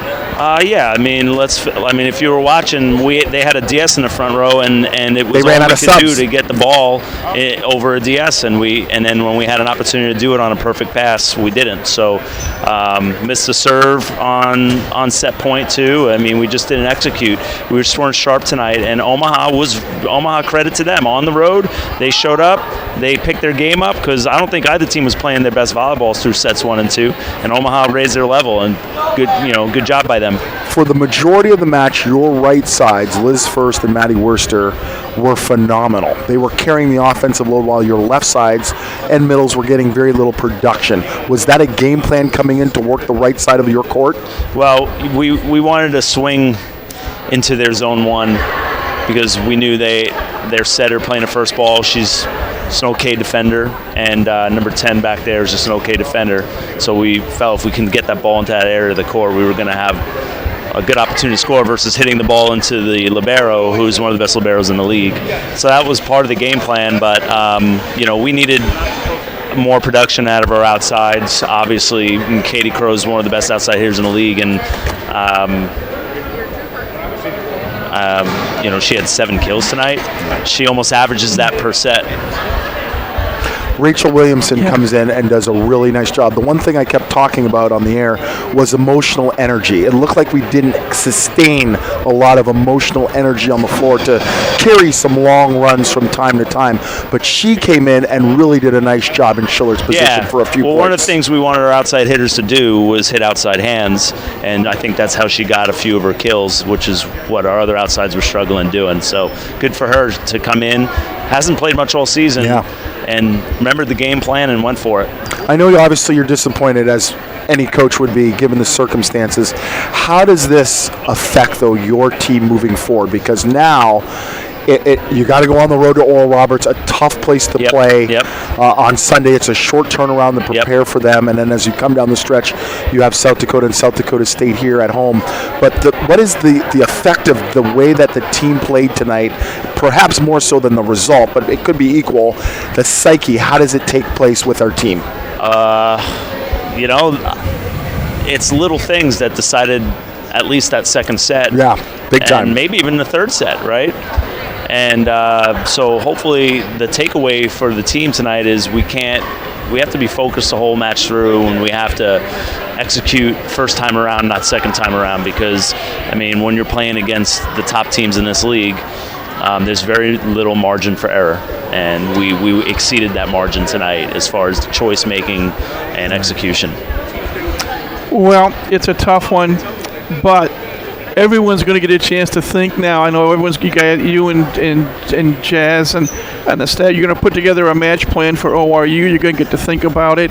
I'm going to guess, because you're flying out tomorrow, more just of a walk through tomorrow, or will there be a practice once you get to Tulsa?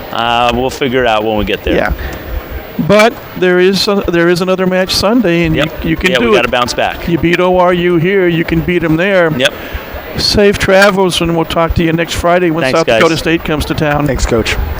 Head coach Steve Florio, and his thoughts here And of course, you were in the same fraternity as Steve Rock, being a head coach, and you know what it's like when you have a team that should win, could win, doesn't win.